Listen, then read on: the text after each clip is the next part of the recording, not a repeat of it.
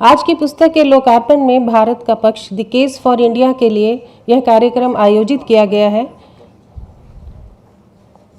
आज जिन मनुष्यों से मिलने और श्रवण करने के बाद आप आह्लादित होने वाले हैं, उनमें हमारे मुख्य अतिथि सम्माननीय मान्यवर डॉक्टर कृष्ण गोपाल जी, प्रसिद्ध विचारक एवं अध्येता तथा इंदिरा गांधी राष्ट्रीय कला केंद्र न्यास के अध्यक्ष सम्माननीय श्रद्धेय गुरुवर श्री राम बहादुर राय जी, विशिष्ट अतिथि प्रोफेसर योगेश सिंह, कुलपति दिल्ली विश्वविद्यालय, इंदिरा गांधी राष्ट्रीय कला केंद्र के विद्वान सदस्य सचिव डॉक्टर सच्चिदानंद जोशी, पुस्तक की अनुवादिका सुश्री अंशु गुप्ता, नेहरू स्मारक संग्रहालय से कला निधि विभाग के अध्यक्ष प्रोफेसर रमेश चंद्र गौर जी, आप सभी का पुनः स्वागत करती हूँ।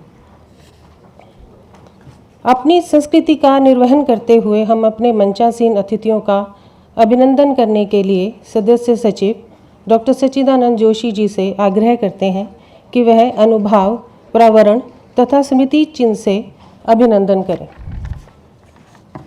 हमारे मुख्य अतिथि प्रख्यात विचारक डॉक्टर कृष्ण गोपाल जी, तालियों से स्वागत कीजिए।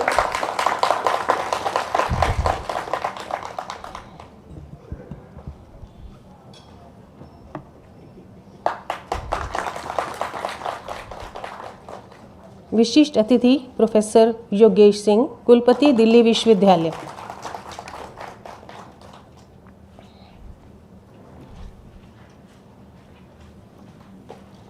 सुश्री अंशु गुप्ता जी, नेहरू स्मारक संग्रहालय से।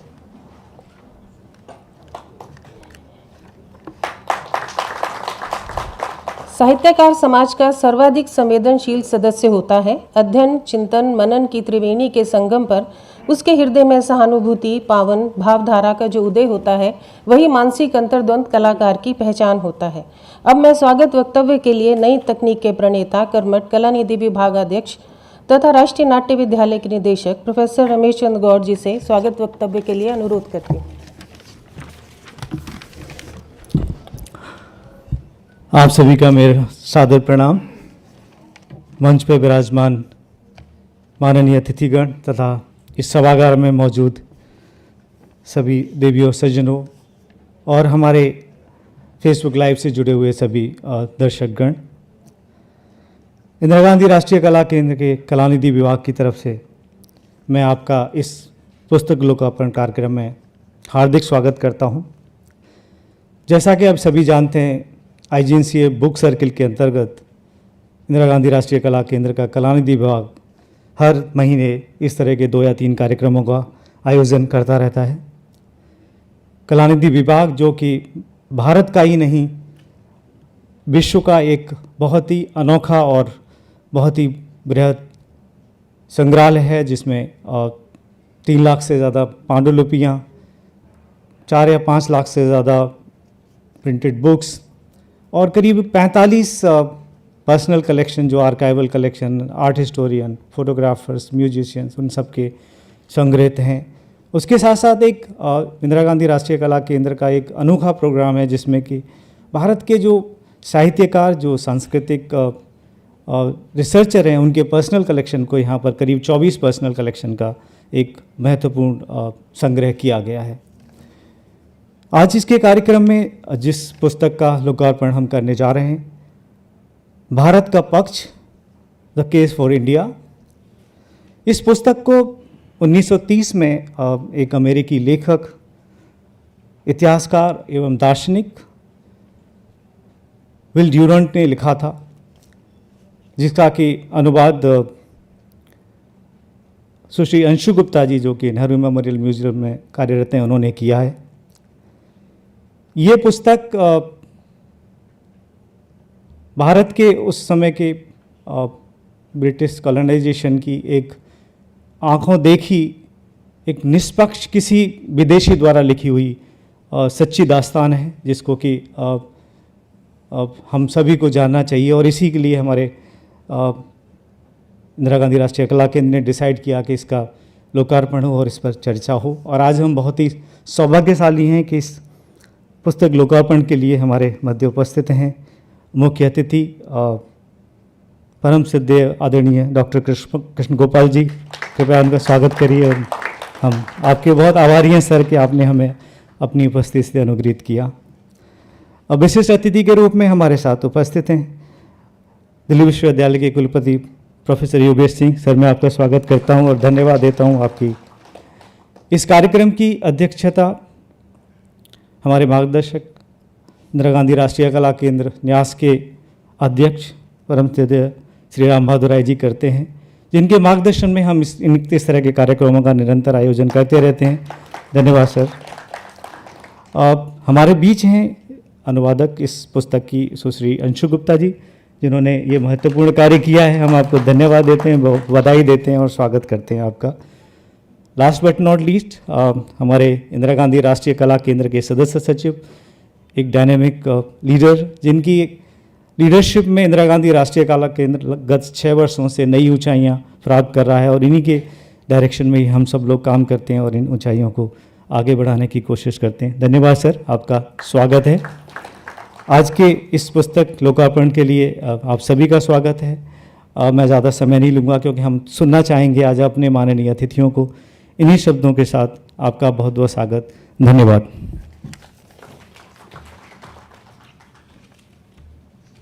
धन्यवाद सर, कलानिधि के संकुल जगत की सारगर्भित जानकारी देने के लिए। समय का मुसाफिर गुजरता रहेगा, ज़माना तुम्हें याद करता रहेगा। आज की पुस्तक परिचय के लिए अब मैं सुश्री अंशु गुप्ता जी को आमंत्रित करूंगी। कहने में अतिशयोक्ति नहीं होगी कि आज की पुस्तक एक विलक्षण ग्रंथ बनकर उभर आई है, जिसका शीर्षक एक है, लेकिन ऐतिहासिक दृष्टि से यथार्थ को विशिष्ट शैली से प्रभावशाली ढंग से प्रस्तुत किया गया है। अंशु गुप्ता जी ने नेहरू विश्वविद्यालय से हिंदी साहित्य में एमफिल और केंद्रीय हिंदी संस्थान से अनुवाद में डिप्लोमा पूर्ण कर कई पुस्तकों का सृजन किया है। आप कई पुरस्कारों से सम्मानित हैं। इंदिरा गांधी राष्ट्रीय कला केंद्र से प्रकाशित पुस्तक धरोहरों के संदर्भ में प्रोफेसर बीबी लाल के शोध पत्रों के संकलन का अनुवाद करने का श्रेय भी अंशु जी को जाता है। वर्तमान में आप नेहरू स्मारक संग्रहालय में अनुवादक के पद पर कार्य कर रही हैं। मैं आपको पुनः आमंत्रित करती हूँ।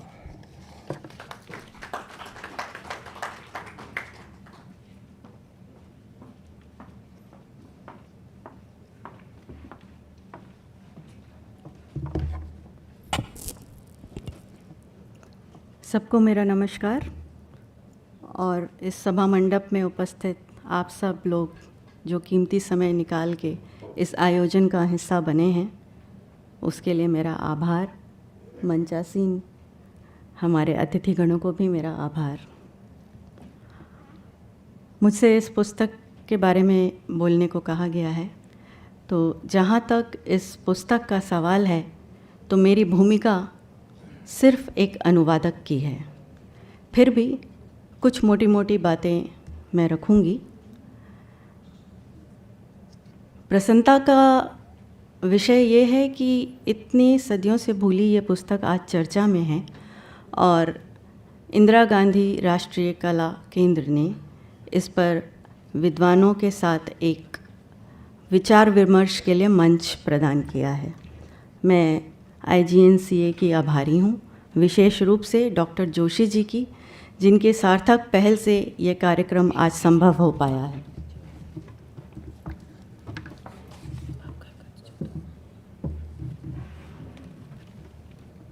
अब आप लोग मुझे देख पाएंगे शायद। यूँ तो मैं साहित्य की विद्यार्थी हूँ और इतिहास और गणित ये शुरू से मुझे डराते रहे हैं, आज भी डराते हैं। लेकिन जब अनुवादक की हैसियत से मैं कोई पुस्तक अनुवाद के लिए उठाती हूँ तो फिर मैं ये नहीं सोचती कि ये साहित्य की है कि इतिहास की है या किसी अन्य विषय की है।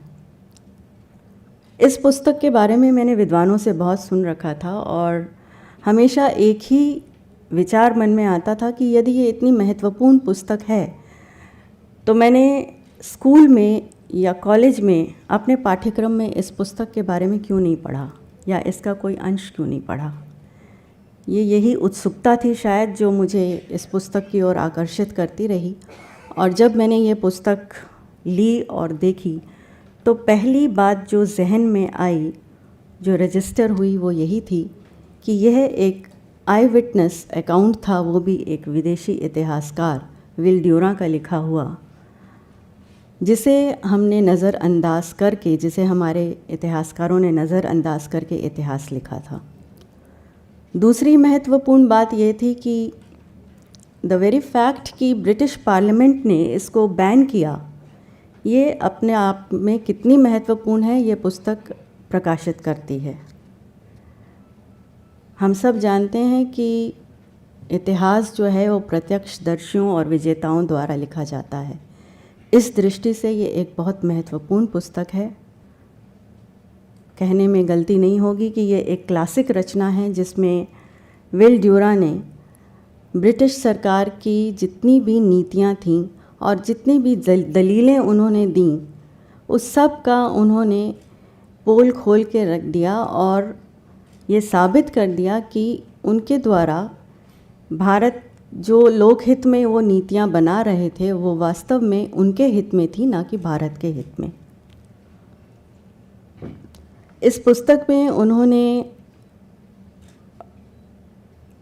आंखों देखा जो भी विवरण प्रस्तुत किया है, लूट खसोट, दोहन, वो और किसी पुस्तक में हमें इतिहास की ऐसा सत्य विवरण देखने को नहीं मिला है। ऐसी प्रमाणिक रचना, आंखों देखा विवरण हमारे इतिहासकारों की नज़र से कैसे छूट गई या छोड़ दी गई, ये एक विचार का विषय है, जिस पे मैं उम्मीद करती हूँ कि हमारे मंचासीन विचारक आगे प्रकाश डालेंगे। इस पुस्तक में अगर आपने इस पुस्तक को नहीं पढ़ा है तो ये एक पढ़ने वाली पुस्तक है। और सबसे बड़ी बात कि अब तक हमारे पाठ्यक्रम में हमें जो भी पढ़ाया गया है, उसमें हमने ड्रेन ऑफ वेल्थ के बारे में तो बहुत कुछ पढ़ा है, लेकिन अगर आपको, आज भी हम पढ़ ही रहे हैं, लेकिन अगर आपको magnitude of atrocities inflicted on Indians, अर्थात ब्रिटिश सरकार द्वारा भारतीयों पे किए गए अत्याचारों का विवरण, उसका जायज़ा लेना है, तो यह पुस्तक आपको ज़रूर पढ़नी चाहिए, सबको पढ़नी चाहिए। इस पुस्तक की ख़ास बात एक ये है कि इसमें विल ड्यूरा ने कहीं भी अपने विचार थोपने की कोशिश नहीं करी है। उन्होंने अपने इस पुस्तक लेखन में बहुत ही जर्नलिस्टिक अप्रोच अपनाया है और आंकड़ों, तथ्यों और साक्ष्यों के माध्यम से वह अपनी बात रखते हैं, उसको साबित करते हैं। और इतिहास मतलब उन्होंने ब्रिटिश सरकार का पूरा एकदम कहते हैं ना कि पोल खोल के रख दी है इस किताब में, वो उसमें साबित करते हैं। और हमारे इतिहासकारों के लिए उन्होंने एक पुनर्विचार और पुनर्लेखन का एक मार्ग खोला है। क्योंकि मैंने इसका अनुवाद किया है तो मैं सोचती हूँ कि इसकी भाषा पे मैं ज़रूर प्रकाश डालूँ। मुझे ऐसा लगता है कि अब तक ये पुस्तक अगर हिंदी में नहीं आ पाई तो उसका एक अहम कारण ये था कि विल ड्यूरा बहुत भावुक व्यक्ति थे। वो जब लिखना शुरू करते थे तो उन्हें शायद खुद भी ध्यान नहीं रहता था कि वो वाक्य कहाँ से शुरू हुआ और कहाँ ख़त्म हो रहा है। उनके वाक्य इतने लंबे लंबे हैं कि एक पृष्ठ से शुरू होते हैं तो दूसरे पृष्ठ पे जाके ख़त्म होते हैं। ऐसे में अनुवाद कठिन ही नहीं है बल्कि एक चुनौती भी है, क्योंकि अगर आप उन वाक्यों को तोड़कर अनुवाद करने की कोशिश करते हैं तो जो उस टेक्स्ट का एक जो वास्तविक फील है, जो एक वास्तविक भाव प्रवणता है, उसका जो एक फ्लेवर है वो शायद नष्ट हो जाता है, वो बाधित होता है। मैंने ऐसा नहीं किया है। मैंने कोशिश की है कि उन्होंने जैसे सेंटेंसेस रखे हैं मैं उनको उसी तर्ज पर अनुवाद करूं और वो भी सरलतम शब्द में। इस बात को ध्यान में रखते हुए कि कल को अगर हमारे शिक्षाविद इस पुस्तक को कभी पाठ्यक्रम में शामिल करने का विचार करते हैं तो हिंदी की पुस्तक जो है वो आगे आए। और हिंदी ज़्यादा सरल भी है इसको समझने में कंपैरेटिवली जो इंग्लिश का उनका किताब है वो हिंदी के मुकाबले थोड़ा कठिन है, क्योंकि उनकी भाषा थोड़ी बहुत घुमावदार है, पेचीदी है और कटाक्षपूर्ण होने के साथ उनके लिखने का जो एक शैली है वो सेंटेंसेस के बीच में से, कहते हैं ना, in between the lines read करना, वो जो संकेत देते हैं भाषाओं में, उसको वो समझने के लिए बार बार पढ़ना पड़ता है। ये हिंदी में ये कठिनाई नहीं आएगी, क्योंकि मैंने कोशिश करी है कि इसको एकदम सरल भाषा में, प्रांजल भाषा में और बोधगम्य भाषा में प्रस्तुत करूं। इसमें मुझे कितनी सफलता मिली ये हमारे विचारक लोग बताएंगे और जिन लोगों ने पुस्तक पढ़ी है वो लोग बताएंगे। मंच पे बैठे जितने भी हमारे विद्वान हैं उन सब के ज्ञान के आगे मेरा कद बहुत छोटा है, इसलिए मैं ज़्यादा समय ना लेते हुए उनको ज़्यादा बोलने का समय देना चाहूँगी। लेकिन मैं अपने वक्तव्य का अंत करूँगी एक छोटे से उद्धरण के साथ जो इस पुस्तक से मैंने लिया है और जिसे उस समय ब्रिटिश नौसेना की पुत्री मैडलिन स्लेड, जिन्हें आप मीरा बहन के नाम से जानते हैं, उन्होंने यंग इंडिया में इसको रिपोर्ट किया था। मैं ड्रेन ऑफ वेल्थ पर कोई टिप्पणी नहीं करूँगी, ना ही उसका कोई उद्धरण दूँगी, क्योंकि वो हम अभी तक पढ़ रहे हैं। यह उद्धरण उस अमानवीय पक्ष को दर्शाएगा जो ब्रिटिश लोग उस टाइम कर रहे थे। कोट, इन दिनों जब प्राधिकारी और प्रशासन व्हाइट हाउस और, क्षमा कीजिएगा मैं अपना चश्मा जरा ले लूँ।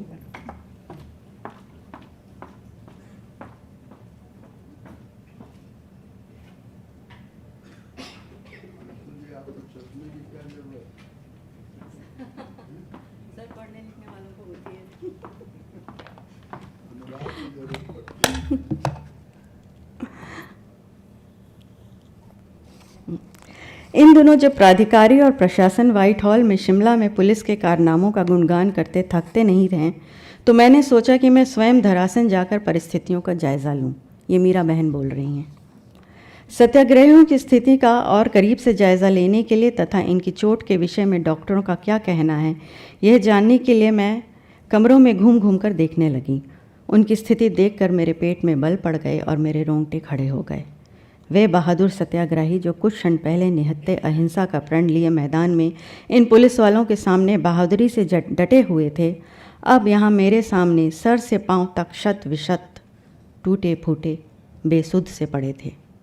इनमें से एक व्यक्ति ऐसा था जिसके कंधे और कोहले मार मार कर पुलिस के द्वारा तोड़ दिए गए थे और वह ना तो अपनी पीठ के बल लेट पा रहा था, ना ही टूटे कंधों और हाथों के साथ घूम कर बैठ पा रहा था। इनमें से एक अन्य जिसकी पसलियां बुरी तरह से टूट चुकी थीं, सांस लेने के लिए छटपटा रहा था। इन्हीं के बगल में एक लंबा चौड़ा मुसलमान असहाय पीड़ा से करा रहा था। उसकी स्थिति देखते हुए मैंने डॉक्टरों से पूछा, इसे यह चोट कैसे लगी है? उनका कहना था, इसे बहुत बेरहमी से पीटा गया है और पेट में घूंसे मारे गए हैं और दाएं पैर को भी तोड़ दिया गया है। इसके गुप्तांगों पर भी पुलिस द्वारा बहुत क्रूरता से वार किया गया है। हम ऊपर गए जहाँ से मिली जुली कराहने की और आवाज़ें आ रही थीं। वहाँ एक युवा दर्द से तड़प रहा था। वह अपना पेट दबाकर बैठा हुआ था और बीच बीच में सहसा उठते दर्द से तड़प कर वह इस प्रकार उठ बैठता था जैसे वह पीड़ा से पागल हो जाएगा। डॉक्टर ने बताया कि उसे पेट में बुरी तरह से चोट पहुंचाई गई है। यह चोट इतनी जानलेवा थी। पुस्तक की अनुवादिका सुश्री अंशु, कलानिधि विभाग के प्रमुख प्रोफेसर रमेश चंद्र गौर जी, इस पुस्तक के माधव भान जी, इस सभागार में उपस्थित सभी सम्माननीय देवियों और सज्जनों, विल डुरांट की अत्यंत चर्चित और प्रसिद्ध पुस्तक का पहली बार हिंदी में अनुवाद हम सब के सामने प्रस्तुत हो रहा है।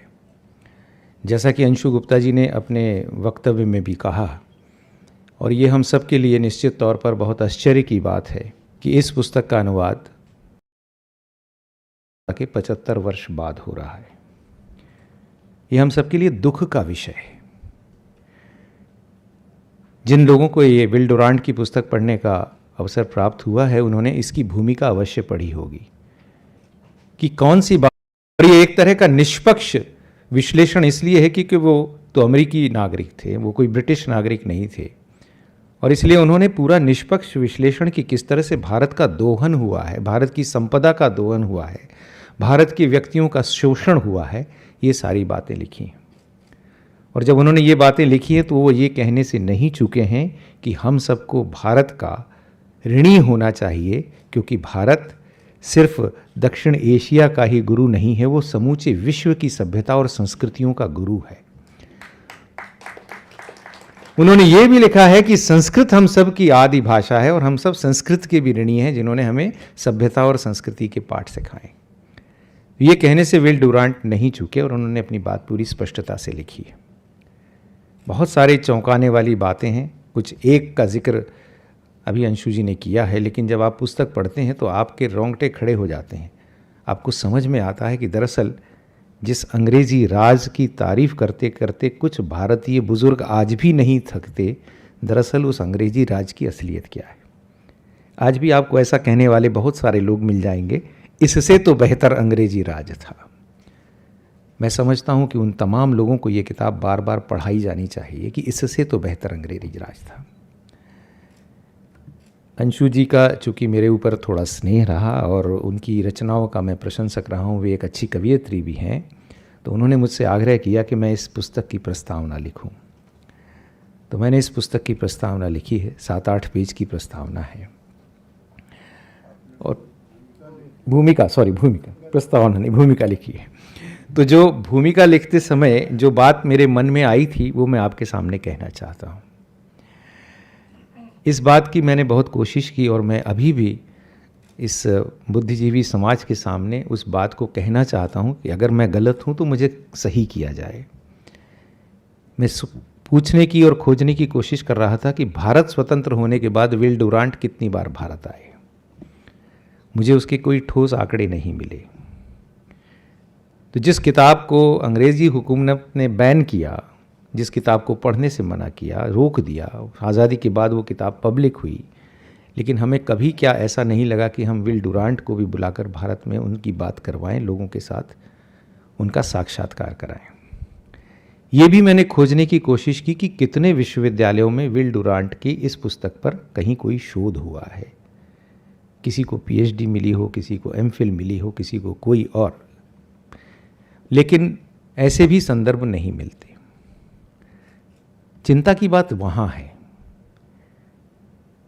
कि हम आज़ादी के 75 साल बाद भी उन सारे तथ्यों को लोगों तक पहुँचाने के लिए, विशेषकर हमारे युवाओं में उस बात को पहुँचाने के लिए, विशेषकर हमारे बुद्धिजीवी समाज में उस बात को पहुँचाने के लिए क्या प्रयास कर रहे हैं।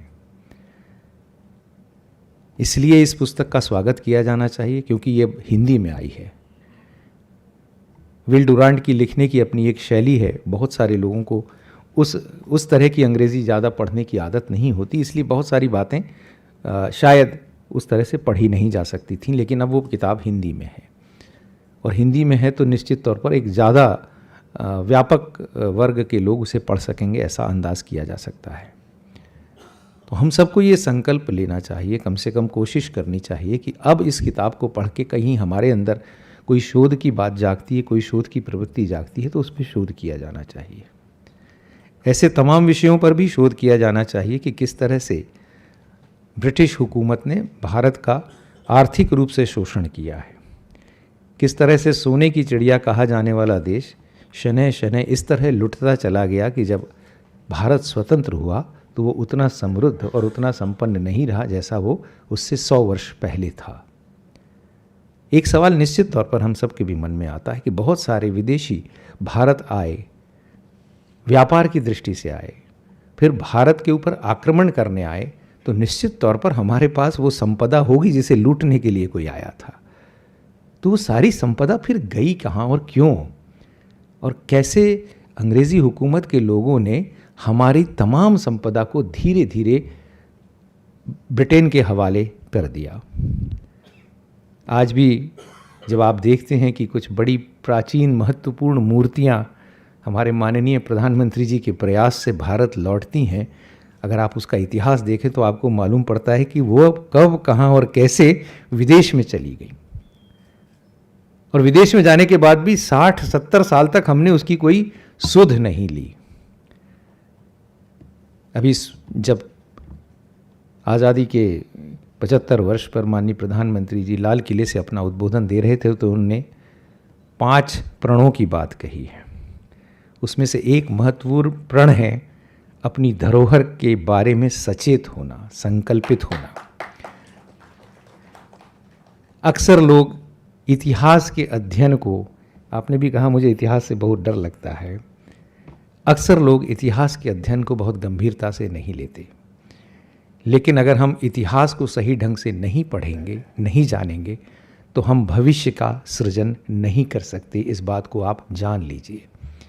और इसीलिए माननीय प्रधानमंत्री जी ने आपसे वो प्रण लेने को कहा है कि हम धरोहर की संरक्षण करेंगे, अपने इतिहास का संरक्षण करेंगे, अपने अतीत को जानने की कोशिश करेंगे और अतीत के वैभव को समझने की कोशिश करेंगे। विल डुरांट की ये जो पुस्तक है जिसका अंशु जी ने अनुवाद किया है, वो हमें उस अतीत के वैभव का आपको एक तरह से एक दृष्टांत प्रस्तुत करती है। ये पुस्तक हम सब के बीच अवश्य पढ़ी जानी चाहिए। मैं अनुवादक के तौर पर अंशु जी को बधाई देता हूँ कि उन्होंने ये श्रम साध्य कार्य किया है, क्योंकि अक्सर जब व्यक्ति अनुवाद करता है तो उसको श्रेय कम प्राप्त होता है। सारा श्रेय कृति का मूल लेखक को जाता है।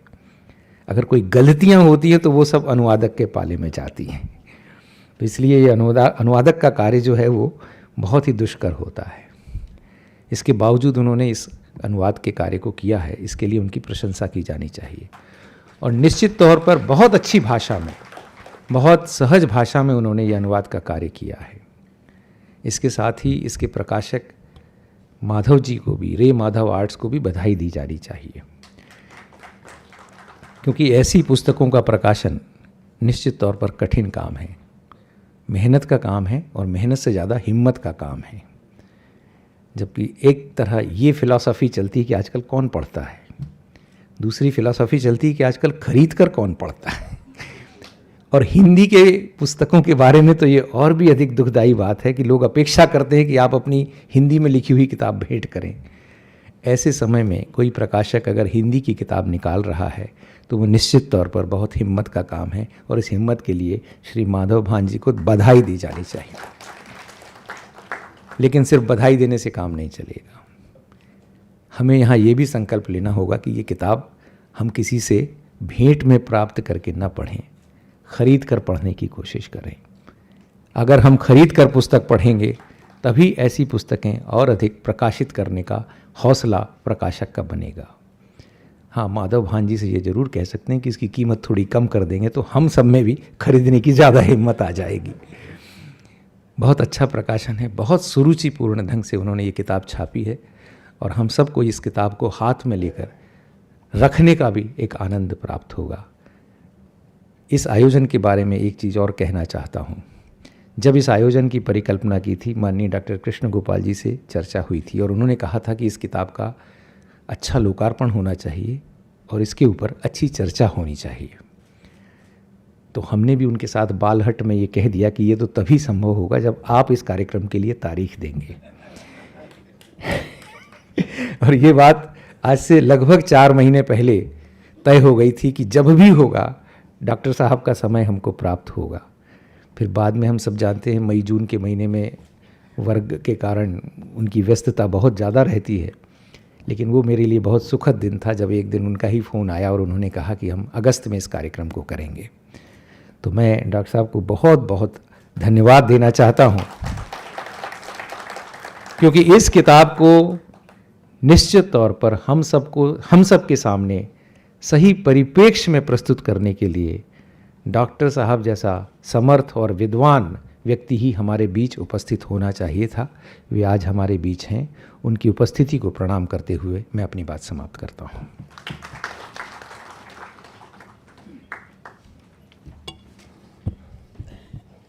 धन्यवाद श्री आपका। यूं ही नहीं बारिशें समुद्रों में होती, यूं ही नहीं बारिशें समुद्रों में होती, कहीं किसी की आंखें डबडबाई होंगी। आपकी ज़्यादा धैर्य की परीक्षा नहीं ले रहे, समय है पुस्तक लोकार्पण का। मैं अपने सहयोगियों से आग्रह करती हूँ कि वे पुस्तकें मंच पर लाएं।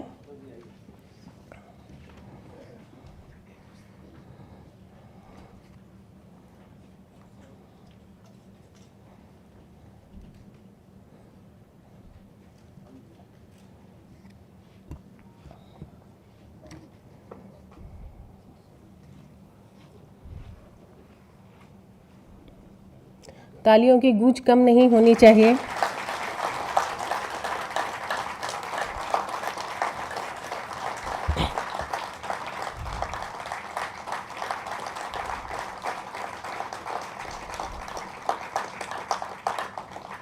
बातें करो पुस्तकों से अपने मन को खोल, ये देती संगीत को सन्नाटों में घोल।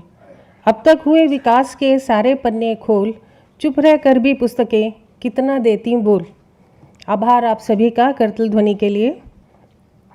मंचासीन प्रोफेसर योगेश सिंह जी से अब मैं आग्रह करूंगी। यह दिल्ली विश्वविद्यालय के कुलपति पद को सुशोभित कर रहे हैं। आप एक शिक्षाविद निर्णायक नेता हैं। अपने बहुकृतिक सृजन, नेतृत्व की गुणवत्ता, बोधगम्यता और तार्किक सोच के लिए और प्रशासनिक कौशल क्षमता के लिए देशव्यापी पहचान बना चुके हैं।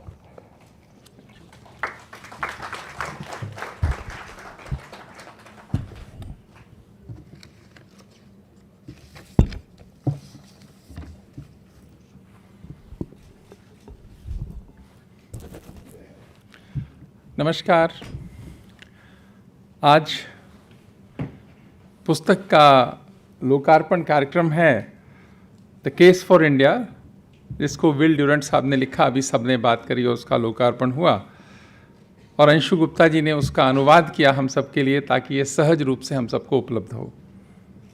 आज के कार्यक्रम के मुख्य अतिथि डॉक्टर कृष्ण गोपाल जी, जो एक प्रसिद्ध विचारक हैं और बहुत लोगों के जीवन में परिवर्तन लाने का काम करते हैं, वो यहाँ पर हैं और उनका एक मार्गदर्शन सबको रहेगा। ये भी एक पुस्तक के लिए और मैं समझता हूँ कि जो पुस्तक का कंटेंट है उसके लिए एक बहुत अच्छी बात है।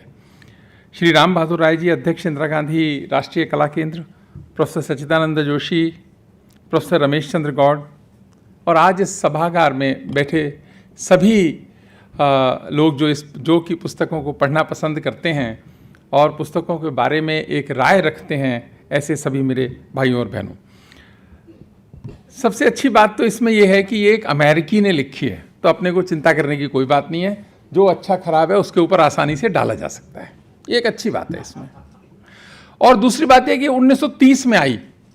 जब कोई चीज़ 1930 में आई है तो आज तो बहुत सारे साल हो गए, तो आज की परिस्थिति में इस पुस्तक को समझने की आवश्यकता नहीं है। हमको 1930 में ही जाना पड़ेगा इसको समझने के लिए, और तभी हम इसके सही कंटेक्स्ट को समझ पाएंगे। ये एक बहुत इंपॉर्टेंट बात है, क्योंकि 1930 में कांग्रेस ने पहली बार पूर्ण स्वराज्य की मांग की। वो तब तक हो चुकी थी, लेकिन उसके बाद की बहुत सारी घटनाएं नहीं हुई थी और भारत आज़ाद नहीं हुआ था। ये भी जब हम पढ़ेंगे तो हमको ध्यान में रखते हुए पढ़ेंगे तो हमें अंदाज़ा लगेगा। और एक अमेरिकी इतिहासकार जो है वो भारत के बारे में क्या सोचता है, क्या लिखता है और क्या देखता है, उसने जो देखा लिखने का प्रयास किया। वो सही बात है कि सच्चिदानंद जोशी साहब ने बहुत सही कहा कि वो आए तो किसी और काम के लिए थे, लेकिन यहाँ की दुर्दशा को देखकर दूसरे काम में लग गए और उस दुर्दशा को लिखने का उन्होंने काम किया। एक विदेशी का दृष्टिकोण है, अमेरिकी का दृष्टिकोण है, और अंशु गुप्ता जी ने एक अच्छा काम किया कि उसको हिंदी में उसका ट्रांसलेट किया है, ताकि आम जनमानस तक ये पहुँचे और हम नए संदर्भों में उस समय के संघर्ष को देख सकें। तो लेखक मार्मिक था, ऐसा बताया अंशु गुप्ता जी ने, सही बात है। मैं उनका एक सेंटेंस कोट कर रहा हूँ जो उन्होंने लिखा कि पृथ्वी पर शायद ही ऐसा कोई देश होगा जहाँ ऐसा दृश्य देखने को मिलता है जो कि मैंने भारत में देखा। कोई सरकार अपनी जनता के साथ इस हद तक क्रूर हो सकती है, कैसे अत्याचार कर सकती है। और उन अत्याचारों को जब उन्होंने देखा, जिनके साथ हुए, उनसे बातचीत करी, तो उनको लगा कि इंग्लैंड ने बहुत अच्छा नहीं किया है और उनको ऐसा नहीं करना चाहिए था, और 150 साल तक अंग्रेज़ों ने भारत को लूटा। तो उन्होंने लिखा कि मुझे आप अनुमति दें कि मैं भारत के लिए आवाज़ उठा सकूं, भारत का पक्ष रख सकूं, और यदि मेरी इस किताब के कारण से, मेरे लिखने से कुछ और आवाज़ें यदि भारत के पक्ष में आती हैं तो मैं समझूंगा कि मेरी मेहनत पूरी हुई और उसमें मेरी अपनी एक भारत के लिए भूमिका होगी, ऐसा उन्होंने लिखा। और लिखा कि मेरा परिश्रम भी सफल होगा, भारत की मदद करने से बढ़कर मेरे लिए कुछ भी नहीं है। तो मेरा ये अटेम्प्ट जो है वो भारत की मदद करने के लिए है। ये जो संघर्ष चल रहा है उसमें अपनी तरह से सहायता करने के लिए उन्होंने लिखा। ब्रिटिशर्स ने, जैसा बताया भी गया कि ब्रिटिशर्स ने बुक को बैन कर दिया, उनको करना ही था क्योंकि उनके बारे में बहुत अच्छा नहीं लिखा कि उस समय की परिस्थिति के बारे में। और अब जब ट्रांसलेशन अंशु गुप्ता जी ने आई है तो मैं हृदय से उनका आभार व्यक्त करता हूं कि मुझे तो उस समय इससे पहले नाम भी मालूम नहीं था। जब मैं किताब को इस वीकेंड पे पढ़ने बैठा तो मुझे लगा बहुत अच्छे तरीके से आपने लिखा, आपका बहुत बहुत आभार। पर ना प्रश्न मेरे मन में हमेशा आता है, इससे थोड़ा बड़ा आता है। भारत पे अत्याचार हुआ, बहुत थोड़े से लोग थे वो, उन्होंने इतना सारा अत्याचार किया कि अमेरिकी ने तो लिखा लेकिन हमने तो भुगता उसको। तो कई बार मन में प्रश्न आता है कि ये 5000 साल की सभ्यता, ज्ञान की सभ्यता, संस्कार की सभ्यता, विचार की सभ्यता, एक बहुत अच्छे इंसान बनाने की सभ्यता, सोने की चिड़िया जैसे सच्चिदानंद जी ने बताया वैसी सभ्यता, सब पे उपकार करने वाली सभ्यता, 36% का जीडीपी रखने वाली 1800 साल तक ऐसी सभ्यता, अमीर सभ्यता, आर्थिक दृष्टि से संपन्न सभ्यता, और 700-800 साल गुलाम रही है। अमेरिकी ने लिखा क्या, उसने तो जो देखा वो लिख दिया, लेकिन सवाल तो यह है कि इतने साल गुलाम रही, क्या उस पर तो अमेरिका ने तो चर्चा नहीं करनी थी। तो इस पुस्तक में तो उसकी कोई चर्चा नहीं है कि हम गुलाम हो क्यों गए, और गुलाम होने के बाद में इतने बरस तक हमारी गुलामी कैसे चल गई। तो 1930 में जब विल ड्यूरेंट ने इसका वर्णन कर रहे हैं तो ऐसा लगता है कि आखिर ये दशा हमारी ऐसी हो क्यों गई। हम कह सकते हैं आसानी से कि अंग्रेजों ने कर दी, और आसानी से कह सकते हैं 700 साल की गुलामी थी और जो शासक रहे उन्होंने कर दी, पर क्यों कर दी, ये एक बात है। क्योंकि अंग्रेजों ने तो भारत के मनोबल को तोड़ने का काम किया। वो तो देखिए, कभी भी कोई भी सभ्यता गुलाम होती है तो उसके मनोबल को तोड़ने पे काम होता ही है। बहुत सारे ऐसे उदाहरण हैं, कुछ इन्होंने लिखे हैं कि एक कलकत्ता के अंदर बंगाल क्लब था और वहाँ पे भारत के लोगों को जाने की आज़ादी नहीं थी। आप वहाँ पर सफाई करने के लिए जा सकते थे, खाना बनाने के लिए जा सकते थे, लेकिन आप उसके मेंबर नहीं हो सकते थे। और लिखा भी होता था कि भारत के लोग अंदर नहीं आ सकते। उसकी क्या आवश्यकता थी? आवश्यकता ये थी कि आपके मनोबल को तोड़ना, कि आप किसी लायक नहीं हो, हम आप पे राज करते हैं। जब थोड़े से लोगों ने राज करना है, कभी भी ब्रिटिशर्स 1 लाख से ज़्यादा तो थे नहीं, 1 लाख से कम थे और इतने सारे बड़े लोगों पर राज किया, तो इसका मतलब यह है कि उस मनोबल को जो तोड़ा। ऐसे बहुत एग्जाम्पल मिलेंगे होटल्स में, क्लब्स में, कि भारत के लोग वहाँ नहीं जा सकते थे। और विवेकानंद जी ने इस पर बहुत कहा है कि अगर भारत को, लोगों को अपना मन को पक्का करना चाहिए। उस मनोबल को जो तोड़ा, और वो जो टूटा, तो मुझे लगता है कि टूटा ही रह गया। उस मनोबल को बढ़ाने पे बहुत काम देश में हुआ नहीं, आज़ादी के बाद भी कम हुआ उस पर काम। पर अब समय है, 75 साल की आज़ादी हुई तो हमको सोचना चाहिए, क्योंकि जब आर्थिक दृष्टि से आप मजबूत हैं, उसके बाद आपकी इतनी पिटाई होती है, तो कहीं ना कहीं कोई तो गंभीर समस्या रही होगी ना समाज के अंदर, देश के अंदर, काल के अंदर, लोगों के अंदर, राजा के अंदर, प्रजा के अंदर, सबके अंदर कुछ तो रहा होगा। क्या इस पर हम गंभीरता से विचार करने को तैयार हैं क्या? और अगर हम विचार करेंगे, अब देखिए भारत का जो जीडीपी था, जैसा कि 6 सेंचुरी BC से लेकर 13 सेंचुरी तक, 1800 साल तक 36% था। और 1600 में ब्रिटिश इंडिया, ये जो ईस्ट इंडिया कंपनी भारत आई थी, ये बनी थी 31 दिसंबर 1599 को। तो 1600 में उस समय भी भारत का जीडीपी करीब 23% था, और हम 18% संसार की जनसंख्या है। उस समय 20% थे हम, आज 18% हैं। तो हमारा जीडीपी 18% या 20% अगर है तो हमारा शेयर भी 20% होना चाहिए हर चीज़ में। और लेकिन आज हम 3 या 4 पे संघर्ष कर रहे हैं। 1840 में 16% था, 1947 में 2.5% था, 1998 में 1.34% और 18 में 3.17%। अमेरिका का 1840 में 2% था, आज 21% है, संसार में सबसे ज़्यादा है। मैं बात जो कहना चाह रहा हूँ वो ये कहना चाह रहा हूँ, आर्थिक दृष्टि से भी मजबूत थे, क्योंकि 16% तो 1600 तक था ही ना, तो भी हम उसको संभाल के नहीं रख पाए। और 1900 से 1950 तक, जब ब्रिटिशर्स ने सबसे ज़्यादा अत्याचार चल रहे थे और एक किताब लिखी गई, 1900 से 1950 तक भारत की ग्रोथ रेट 0% थी। किसी देश की ग्रोथ रेट यदि 0% है तो राजा तो उसका आतताई है ही, उसने उस पर न करके और तरीके से चीज़ों को आगे लेकर गया। तो ऐसा भारत क्यों गुलाम हुआ, ये बुक मन जब पढ़ते हैं ना तो मन में बहुत प्रश्न आते हैं। और उस प्रश्न को पे आंसर हमें खोजने की कोशिश मन करता तो है, पर हमें अभी एक सिस्टमैटिक उसको खोजने की कोशिश करनी चाहिए। बहुत साधारण सी बात है कि भारत राजनीतिक रूप से कमज़ोर था।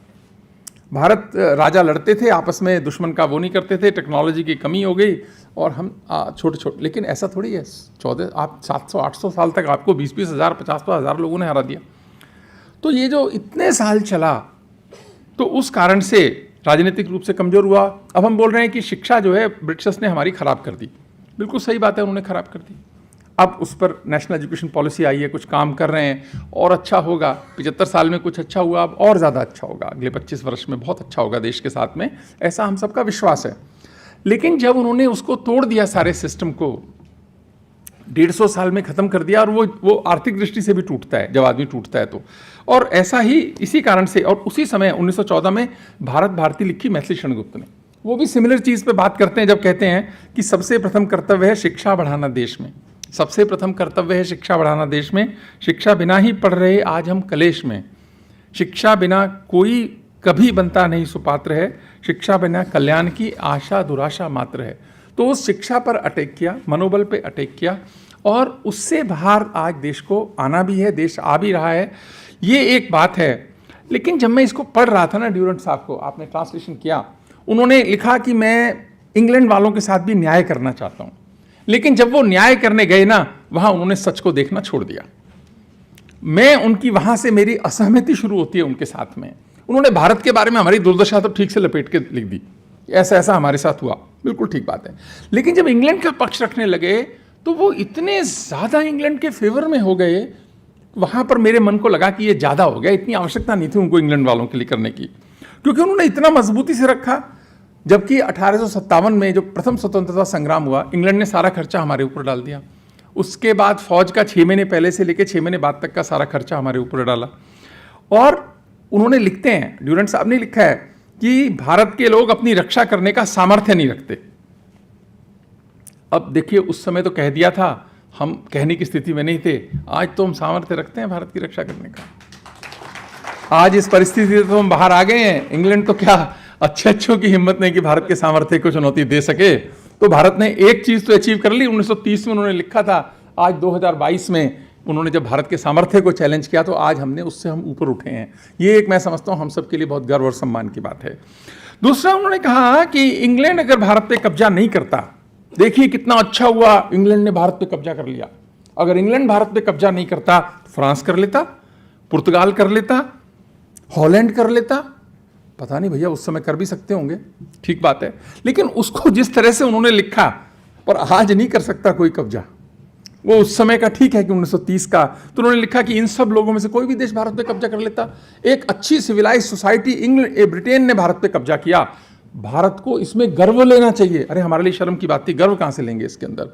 तो ड्यूरेंट साहब का एक थोड़ा मुझे लगा कि वो उस तरफ भी चले गए कि ज़्यादा, और उन्होंने लिखा कि भारत का ये सौभाग्य है कि ब्रिटिशर्स ने कब्जा किया इस देश पे। अरे कब्जा करना सौभाग्य हो कैसे सकता है, किसी ने भी किया हो किसी भी देश के ऊपर। लेकिन उन्होंने, उनकी अपनी सोच रही, उन्होंने लिखा। लेकिन अंशु गुप्ता जी ने बहुत अच्छे से उसको लिखा है, मार्मिक तरीके से वो सारा इन्होंने लिखा है। और वो लिखते हैं कि ब्रिटिश जो मैनेजमेंट है, ब्रिटिश सिस्टम्स जो है, वो भारत के लिए वरदान है। अब यहां मैं समझता हूं उन्होंने अति की लिखते हुए कि वो जो सिस्टम्स हैं वो भारत के लिए वरदान हैं। अब रेलवे का उन्होंने एग्जाम्पल दिया कि रेलवे नहीं आती। अरे रेलवे कैसे नहीं आती, वो तो आती, कोई भी राजा होता लेके आता। आप में से मैं नहीं जानता कितने जानते हो, जिस रेलवे लगाने का 5 गुना खर्चा, विश्व में सबसे महंगी रेलवे भारत में ब्रिटिशर्स ने लगाई। 5 गुना ज़्यादा कॉस्ट पे। अगर वो 100 रुपये की थी तो 500 रुपये पर किलोमीटर पे हमको लगा के दी उन्होंने रेलवे। तो ऐसी बात नहीं है कि वो कारण उनके खराब जो उन्होंने किया उसका लीपा पोती इससे हो सकती है कि रेलवे से, टेलीग्राफ से, टेलीफोन से। वो तो उस समय की इनोवेशंस हैं। सारे इंडस्ट्रियल रिवोल्यूशन में हमारा कोई योगदान नजर नहीं आता, क्योंकि हमारे पास नीति बनाने का काम नहीं था। तो हम इंडस्ट्री 2 भी मिस कर गए।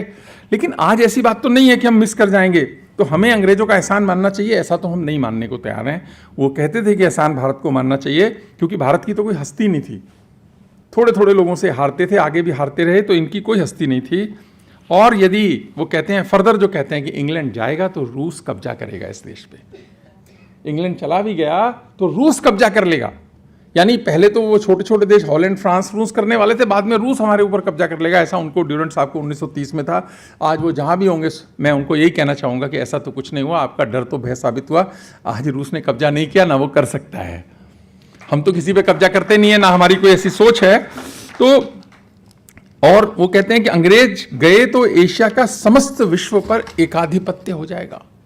तो अंग्रेजों को नहीं जाना चाहिए, अंग्रेजों को इधर ही रहना चाहिए, क्योंकि नहीं तो पूरे यूरोप पे, पूरे अमेरिका पे एशिया के लोगों का आधिपत्य हो जाएगा। ये डर उन्होंने जाहिर किया इस किताब के अंदर।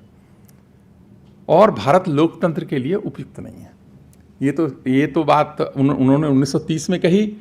उसके बाद में इंडिया इंडिपेंडेंस बिल पर जब बहस हुई तो चर्चिल ने भी ये कही थी कि भारत तो लोकतंत्र के लिए उपयुक्त नहीं है। तो भाई साहब दोनों गलत साबित हो गए। विश्व का सबसे बड़ा प्रभावी लोकतंत्र भारत है।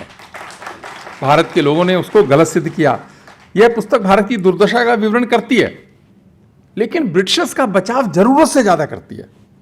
ब्रिटिशर्स का बचाव जरूरत से ज्यादा करती है। इस पर रिसर्च होनी चाहिए। और अंशु गुप्ता जी को ट्रांसलेशन के लिए बधाई। और जो जैसा सच्चिदानंद जी ने कहा, यह पुस्तक सबको पढ़नी चाहिए, खरीद के पढ़नी चाहिए।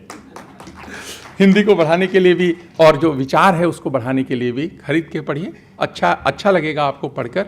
बाकी इंग्लैंड वाला जो पक्ष है वो आपको भी जब पढ़ेंगे तो लगेगा कि अतिशय था, इसकी इतनी आवश्यकता शायद न रही हो। पर मैं फिर कह रहा हूँ, हाँ, वो इंग्लैंड का पक्ष है, उनका पक्ष नहीं है। वो इंग्लैंड का पक्ष लिख रहे हैं। हाँ, इंग्लैंड का लिख रहे हैं, अपना नहीं लिख रहे। हाँ, This was not his view. This was the view of England.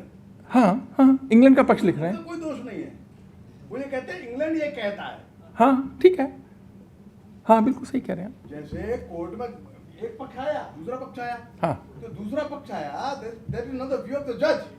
हाँ, लेकिन जजमेंट में लिखा जाता है। ठीक बात है, बिल्कुल सही है, ऐसा ही है। पर मेरे मन में जो प्रश्न आए वो मैंने कहे हैं। तो इस पुस्तक को बहुत खरीद के पढ़ना चाहिए और अच्छा रहेगा। भारत का पक्ष उसने मजबूती से रखा है, ये भी सही है, बात बिल्कुल सही बात है। और उसको हम पक्ष को रखने के लिए भी उसको बधाई देते हैं। और अंशु गुप्ता जी, आपने एक अच्छी ट्रांसलेशन करी, आपका बहुत बहुत आभार।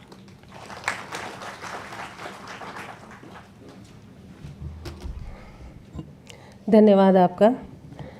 लोग सही कहते हैं कि ऐसा लिखो कि लोग शब्द नहीं आपके एहसास को समझें। अब मैं जिस व्यक्तित्व को आमंत्रित कर रही हूँ, वैसे तो आप सभी उनसे परिचित हैं, लेकिन अगर मैं कुछ भी नहीं कहूँगी तो खुद के साथ न्याय भी नहीं करूँगी। आप एक चिंतक, विचारक और भारतीय संस्कृति के संवाहक हैं। आपके कृतित्व और उद्देश्य राष्ट्रीय सेवा और सनातन संस्कृति के साथ साथ समाज के अंतःकरण में प्रेरणा भाव जागृत करते हैं। कोरोना काल की त्रासदी में भी आप सक्रिय रहकर समाज कल्याण के कार्यों में निरंतर संलग्न रहे हैं। मैं आमंत्रित करती हूं आपको, मंच पर आप अपने विचार भी व्यक्त करें और हमें अनुग्रहित करें।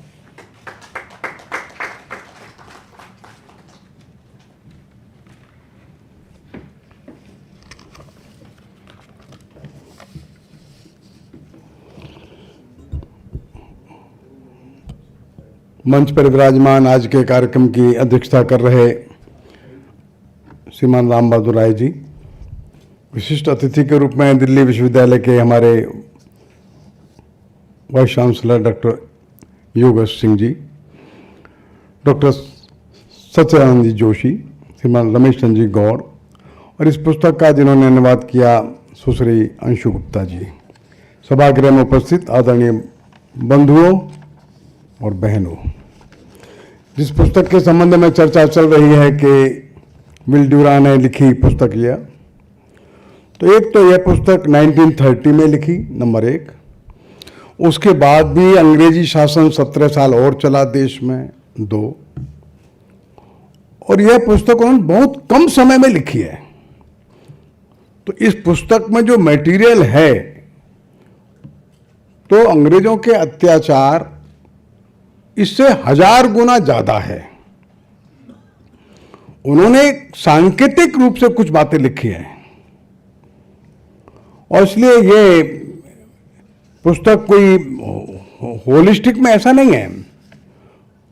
और ऐसी पुस्तकें तब आ भी रही थीं। तो हमारे दादा भाई नौरोजी ने किताब लिखी थी, poverty and un British rule of British India, ये पहले आ चुकी थी। भारत में अंग्रेजी राज सुंदरलाल की, ये दो वॉल्यूम में अभी भी उपलब्ध है, ये पहले आ चुकी थी।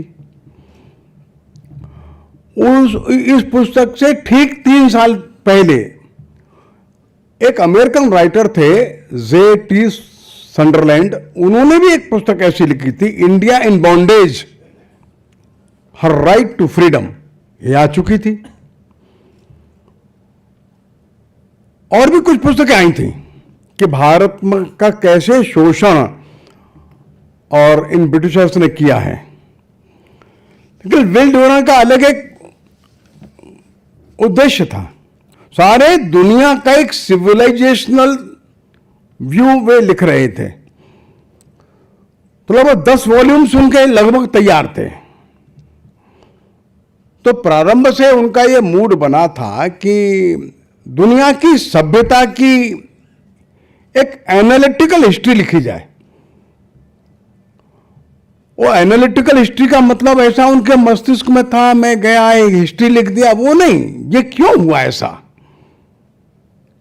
इसके पीछे के कारण क्या है, रीजनिंग क्या है। तो वो इसके पहले फ्रेंच और लैटिन के टीचर थे, लेकिन बाद में आगे चल करके फिलॉसफी के अच्छे स्कॉलर हो गए, बाद में कॉलम राइटर हो गए। उनके मन में आया तो ये लंबी बड़ी हिस्ट्री दुनिया की लिखने के लिए भी निकल पड़े। और 11 वॉल्यूम्स में ये हिस्ट्री लिखी उन्होंने, और सारे दुनिया के पुराने जितने भी सभ्यताएं थी सबके बारे में वे लिख रहे थे। एक बायोग्राफी ऑफ सिविलाइजेशन, ऐसा उनका एक मूड था। इसमें कला है, कहीं संस्कृति है, कहीं फिलॉसफी है, हिस्ट्री है, इकोनॉमी है, सोशल एस्पेक्ट्स हैं, वो सब चीज लिखते थे वहां के बारे में। और इसलिए थोड़ा भी डिटेल में और थोड़ा डीप जाते थे। जब फ्रांस के बारे में लिखना शुरू किया तो उन्होंने रूसो को बहुत गहरा पढ़ा, और रूसो रेवोल्यूशन इसके ऊपर उन्होंने लिखा फिर, और इसी पर उनको एक पुलिट्जर प्राइज भी मिला। नेपोलियन को नहीं लिखा, नेपोलियन की एज कैसी है, उस एज में क्या परिस्थितियां हैं नेपोलियन के चारों तरफ। तो डार्विन को लिखा, तो डार्विन का एज कैसा है, उस एज में क्या क्या चल रहा है दुनिया में, वो डार्विन को अफेक्ट करता है। आइंस्टीन का एज लिखा, एज ऑफ आइंस्टाइन, तो उनका एक व्यू रहता था। और वो होलिस्टिक अप्रोच के साथ वहां का सिविलाइजेशन, उस समय के बारे में वो लिखते थे गहराई से जाकर के। ये उनका विशेष एक इंटरेस्ट का विषय रहता था। उसी संदर्भ में वे भारत में आए थे। लेकिन भारत आए, जब यहां का अध्ययन शुरू किया उन्होंने, तो उनको आश्चर्य इस बात का हुआ, जो गहराई से देखने लगे कि भारत कैसा है, कब से है, कितना पुराना देश है। तो एक और तो जहां जाते थे वहीं गरीबी, भयंकर भूखमरी, अशिक्षा, ये देखने को मिलता था। लेकिन साथ ही साथ ये भी सुनने को मिलता था, अरे भाई ये 500 साल, 800, 1000, 2000, 3000 साल पहले ये देश तो थोड़ा भिन्न था। तो ऐसा देश ऐसा कैसे बना, इसका जिम्मेदार कौन है, इस पर उनकी अभिरुचि गहरी होती चली गई। तो वर्तमान का जो डिग्रेडेशन है, वो चाहे सोशल एस्पेक्ट है, इकोनॉमिक एस्पेक्ट है, वो लिटरेसी, एजुकेशन, इंडस्ट्रियलाइज कुछ भी है, आज का स्वरूप और पुराना स्वरूप, ये सब दोनों उनके सामने आ जाता था। आश्चर्य इस बात का उनको हुआ, जैसा कि पूरे के वक्ताओं ने भी बताया, कि जब ब्रिटिशर्स आए तब इस देश कैसा था। भले ही इन्वेडर्स पहले आ चुके थे, उनका शासन चलता था, लेकिन जो दिख रहा है इकोनॉमिक कंडीशन वो, और अंग्रेजों के आने के समय, तो अंग्रेजों की इस निरंकुश सत्ता ने, अंग्रेजों के भयंकर अत्याचारों ने इस देश को यहां ला करके रख दिया। तो गहराई से स्टडी करते हैं तो अंग्रेज कैसा लूटता है, कैसे कानून लाता है, कैसे यहां के लोगों को त्रस्त करता है। यहाँ का सोशल सिस्टम, यहाँ का इकोनॉमिक सिस्टम, यहाँ का पॉलिटिकल सिस्टम, सबको कैसे तहस नहस कर देता है, ये जब उनको दिखाई दिया तो जैसे पूर्व के वक्ताओं ने बताया, उनके मन में गहरा गुस्सा बैठ गया, गहरा क्रोध जो बैठा उस कारण से बैठा कि इतने ये बर्बर लोग हैं, सारी धरती पर ऐसे बर्बर लोग, इतने अमानुषिक लोग, ये मिलना भी कठिन है। The most evil empire the world has ever seen. इतना बर्बरतापूर्ण, इतना राक्षसी कोई राज्य सारी धरती पर कभी भी हुआ होगा वो ये है। यहां तक वे आ गए, लेकिन वो ये भी लिखते हैं, ये जो स्थिति बनी है, इतना जो लूट हुई है भारत की, एक्सप्लॉयटेशन हुआ है, एक्सटॉर्शन हुआ है, इस पाप की कमाई में सब साझीदार है वहां, और इसलिए कोई बोलता नहीं है। वो लिखते हैं, at this vilest peak there was almost no major power और बिजनेस हाउस और influential person who had not benefited from the crumbs of plunder thrown at them by this island of word plunderers। इस Britain के जनता में से कोई भी ऐसा बड़ा आदमी नहीं, कोई बड़ा संस्थान नहीं, कोई पॉलिटिकल लीडर नहीं जो फायदा न उठा रहा हो। अब एक आश्चर्य की बात भी और कठिन बात भी है, उसी समय जिस समय ये सब लिख रहे हैं, अमेरिका से एक महिला और आई है, कैथरीन मेयो, इनसे 3 साल पहले उसने एक किताब लिखी है, मदर इंडिया। तो इसने जो मदर इंडिया लिखी है बहुत खराब लिखी है भारत के बारे में, और ये लिख करके छोड़ी नहीं, सारे अमेरिका में उसने उसका बड़ा डिस्ट्रीब्यूशन किया है, बड़े उसके प्रोग्राम के कैथरीन मेयो ने। और उसने ये कहा है, भारत तो जंगली लोगों का है, बर्बर लोगों का है, मूर्ख लोगों का, अनसिविलाइज्ड लोग है। कितना खराब लिख सकती है, और कैथरीन मेयो लिखती है। इसके बारे में लाजपत राय ने भी अपनी एक किताब लिखी, गांधी जी ने भी इसके ऊपर कमेंट किए, कई किताबें और पुस्तकें और आई जो कैथरीन मेयो के बारे में अच्छा नहीं मानते। उन्हीं दो एक और ब्रिटिशर है, भारत में घूम रहा है, वो भी लिख रहा है, वो भी नोबेल प्राइज विनर हो गया बाद में, वो रुडयार्ड किपलिंग है। वो रुडयार्ड लिखता है कि भारत में अगर हम लोग आए हैं तो this is the white man's burden, हमारे श्वेत लोगों के कंधों पर ही बोझा है भारत। इन जंगली लोगों को हमको कुछ सिविलाइज बनाना है, इन जंगली लोगों को कुछ शिक्षित बनाना है, इन मूर्ख लोगों को कुछ बुद्धि देनी है, इन अव्यवस्थित लोगों को कुछ समझाना है, कुछ सिस्टम लाना है यहां पर।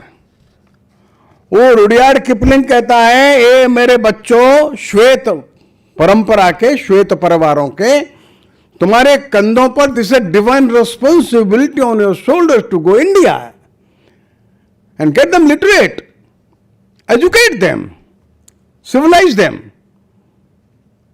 ऐसा करके वो ब्रिटेन से, स्कूल से, कॉलेजेस से वहां के बच्चों को भेजता है। ऐसा कह, ये 2 बड़े लेखक पहले आ चुके हैं जो भारत के बारे में खराब लिखते हैं। इसी बीच में ये आता है, तो विल ड्यूरेंट के सामने एक तो ये चित्र है जो इसने अमेरिका में कैथरीन की किताब पढ़ी है, इसने रुडयार्ड को भी पढ़ा है, तो इसके दिमाग में कंफ्यूज, ये क्या लिखते हैं लोग, ये क्या है यहां। तो ऐसे में ये तो बड़ी हिम्मत का काम इसने किया, गहराई तक गया और लिखता है, मैं अचंभित हूं, आई एम हॉरिफाइड। मैं कल्पना भी नहीं कर सकता कि दुनिया में ऐसी कोई गवर्नमेंट हो सकती है जिसने 150 वर्षों के शासन काल में इस देश को, अच्छे भले देश को यहां तक ला करके रख दिया। जितना मैं गहरा पढ़ता हूं उतना ही मुझको और ज्यादा गुस्सा आता है और अधिक आश्चर्य भी होता है। ये लोग कैसे लोग हैं जो अपने आप को सभ्य बोलते हैं, और मैं देखता हूं लाखों लोग मेरी आंखों के सामने भूख से दम तोड़ते हैं। कौन जिम्मेदार है इसका? ये देश ऐसा क्या था कि भूख से तड़पते हुए लोगों को मैं दूसरों ये भी देखता हूं कि भारत से लाखों टन खाद्यान्न जो है वो विदेश भेज दिया जाता है। क्यों फर्स्ट वर्ल्ड वॉर होके चुका था तो सारे जो एलाइज थे वो परेशान रहते थे, तो भारत से खाद्यान्न मंगा कर दुनिया भर में डिपो बना रखे थे उन्होंने। ये दुर्दशा क्यों हो रही है देश में? ये भूख से लोग मरते क्यों? पैदा तो अन्न होता है, मरते क्यों हैं इतने? क्यों नहीं प्राप्त हो पाता इनको अन्न? तो वो इस कंक्लूजन पर पहुंचता है कि यहां के लोगों ने मतलब ब्रिटिशर्स ने यहां के लोगों को इतना गरीब बना दिया है, इनकी परचेजिंग कैपेसिटी नहीं छोड़ी, यह हालत कर दी इस देश की। ये 32 करोड़ का देश उन दिनों था। वो बताती देश जो है जनसंख्या के हिसाब से देखो, सिविलाइजेशन के हिसाब से देखो, यहाँ के लिटरेचर के हिसाब से देखो, ये सभ्यता बड़ी सभ्यता थी, सामान्य सभ्यता नहीं थी। जैसा पहले लोगों ने बताया है, ये महान सांस्कृतिक सभ्यता वाला देश है। कोलंबस यहाँ क्यों आना चाहता था? ये इसलिए लिखा विल डुरन ने, यहाँ की सभ्यता, यहाँ की प्रोस्पेरिटी को देख करके आना चाहता था। भगवान बुद्ध से लेकर के रामकृष्ण परमहंस तक कल्चरली ये बड़ा सिविलाइज देश था। इस देश ने वेद दिए, महाभारत दिए, रामायण दिए, उपनिषद दिए, इतने ग्रंथ दिए, ये सबका वर्णन इसने अपनी पुस्तकों में किया है। इतने बड़े बड़े जो मंदिरों को जो बनाते थे, इतना बड़ा साहित्य लिखते थे, कला में इतने उत्कृष्ट थे, ये सामान्य लोग थे या असामान्य लोग थे? सुंदरलैंड ने जो किताब लिखी अपनी, जो मैं बताया बॉन्डेज इन इंडिया का वाला, उसमें सुंदरलैंड ने देखा ये भारत ऐसा देश था जो हर चीज का एक्सपोर्ट कर रहा था, सब चीज का एक्सपोर्ट करता था। सिल्क था, सूती कपड़ा था, वूलन कपड़े थे, लकड़ी का सामान था, पत्थर के सामान थे, भारत एक्सपोर्ट करता था। स्टील का भारत एक्सपोर्ट, ये अमेरिकन राइटर सुंदरलैंड ने लिखा है, जो इसी का समकालीन है, कंटेम्पोरेरी है, 3 साल पहले उसने लिखा है। तो विल डुरन कहता है एक और भारत इतना बड़ा एक्सपोर्टर है, भारत जो है इतनी बड़ी इकोनॉमी है, लेकिन 100-150 वर्षों के अंदर इस भारत को यहां ला करके खड़ा कर दिया। ऐसा क्यों हुआ? ये किताब का एक सारांश है। तो ये पैराडॉक्स देखता है, ये विरोधाभास है। इतना संपन्न, इतना सिविलाइज देश कहां आकर के खड़ा हो गया, और इसका मूल अपराधी है कौन? तो एक और इसके सामने सनडरलैंड की किताब है, एक और इसके सामने कैथरीन मेयो और रुडयार्ड किपलिंग भी है, और जो अमेरिका से आया भी है। इसके सामने दुविधा भी है, मैं सच लिखूं या ये जो लोग लिख रहे बता रहे इसको देख करके लिखूं। हिम्मत का काम इसने किया। तो ऐसा एक बड़ा संपन्न, आर्थिक दृष्टि से, सामाजिक दृष्टि से, सांस्कृतिक दृष्टि से ऐसा देश ये कहां आ गया? तो पहला अध्याय इसने लिखा है कि भारत को कैसे और आर्थिक दृष्टि से जर्जर बनाया गया। बहुत सारे उदाहरण उसने दिए, वो जो दिए वो भी बहुत थोड़े हैं। मैं कहता हूं जब टोटल अगर हम देखेंगे हिस्ट्री में, तो वो सारे उदाहरण नॉट मोर देन 1%। जितना अपराध अंग्रेजों ने किया है, एक्सप्लॉइटेशन किया, उसका 1% ज्यादा एग्जाम्पल इसने भी नहीं दिए। लेकिन जो दिए वो देखिए आप, वो कहता है जो क्लाइव जो है ये आया, जो 1757 की लड़ाई हुई, प्लासी की लड़ाई हुई, एक साल के अंदर ही $40 लाख इसने जहाज में भर करके इंग्लैंड भेज दिया। और थोड़े दिन के बाद ही इसने जो मीर जाफर था उसको राजा बनाया, तो $62 लाख उससे लिया। थोड़े दिन में हटा दिया, मीर कासिम को बना दिया, $10 लाख उससे ले लिया। उसको हटाया, फिर मीर जाफर को बनाया, $25 लाख फिर उससे ले लिया। और थोड़े दिन बाद फिर उसको हटाया, नजीमुद्दौला को बनाया, $11 लाख उससे ले लिया। ऐसा मिलाकर $1.5 करोड़ 2-3 साल में राजा बदल के ही ले लेता था। ये सिविलाइज्ड लोग है क्या? ये विल डुरन पूछता है अपने मन से और लिखता है ये सिविलाइज्ड लोग है ये लोग। अगला वो लिखता है धीरे धीरे इस तरह से एक्सप्लॉइटेशन हो रहा था कि किसान को अपनी उपज का 50% लगान में देना पड़ जाता था। आगे उसने लिखा है एक प्रांत की 2/3 पॉपुलेशन छोड़ के भाग गई गांव। जंगलों में चले गए वे, या दूसरे राज्यों में चले गए भी हम लगान नहीं दे सकते, इतना पैदा ही नहीं होता है, कहां से दें। पुलिस आकर के मारती है। ये क्लाइव जब विदेश में गया तो कहता है कि भारत में इतना पैसा है कि मैं इतना कम लेकर के आ पाया, इसका मुझको दुख है।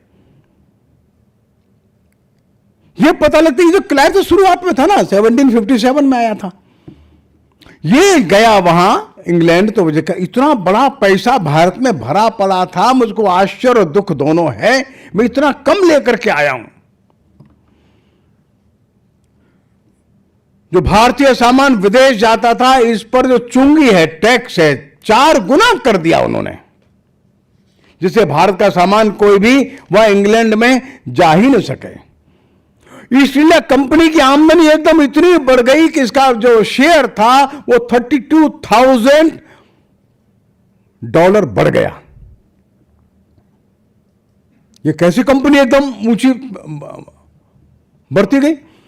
राजाओं की नियुक्तियां मनमाने ढंग से करने लगे, जो पैसा जितना ज्यादा थे उसको राजा बना देते थे, और 2-3-4 वर्षों के अंदर ही $3 करोड़ इसी बात से कमा लिए, राजाओं को शिफ्ट करते करते।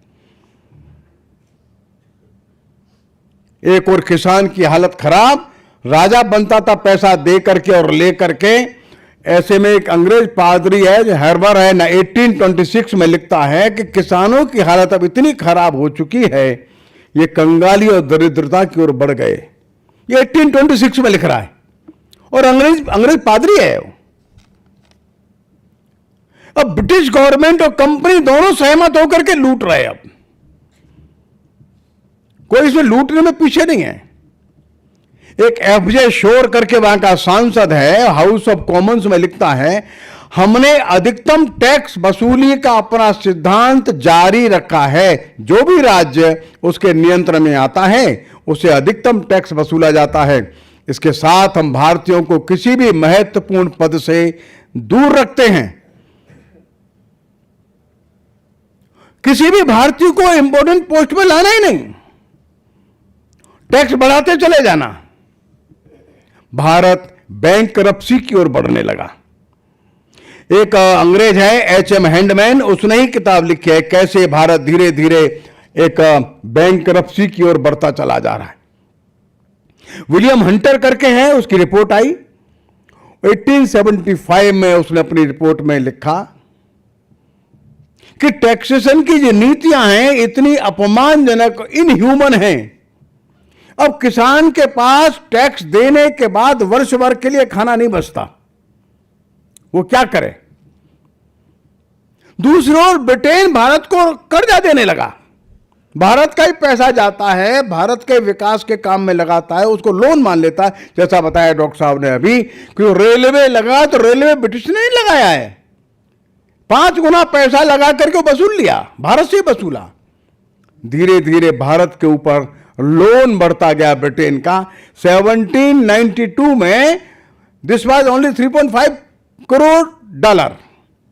1929 आते थे $350 करोड़ हो गया। अब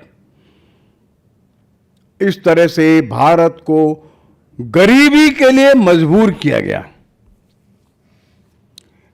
पहले कई बार मैंने उदाहरण दिया होगा कि कैसे भारत हर चीज का एक्सपोर्ट करता था दुनिया में। सुंदरलैंड ने तो लिखा है, बाशम ने भी लिखा है, बहुत लोगों ने लिखा है। लेकिन भारत का कपड़ा, भारत के शॉल, भारत के कारपेट, भारत के परफ्यूम्स, स्पाइसेस, स्टोन का सामान, लकड़ी का सामान बहुत जाता था। इस सब पर टैक्स लगा दिया। भारत के उद्योग धंधे धीरे धीरे सारे चौपट कर दिए। धीरे धीरे भारत पूरी तरह से एग्रीकल्चर पर ही निर्भर हो जाए, और एग्रीकल्चर पर भी टैक्स बढ़ा दिया। और भारत के पैसे से ब्रिटेन में कारखाने लगने शुरू हुए। इसके ऊपर बहुत रिसर्च अंग्रेजों ने ही करके रखी हुई है। हमको आश्चर्य इस बात का होता है, भारत के जो इकोनॉमिक्स के प्रोफेसर्स हैं इस पर बहुत कम काम करते हैं।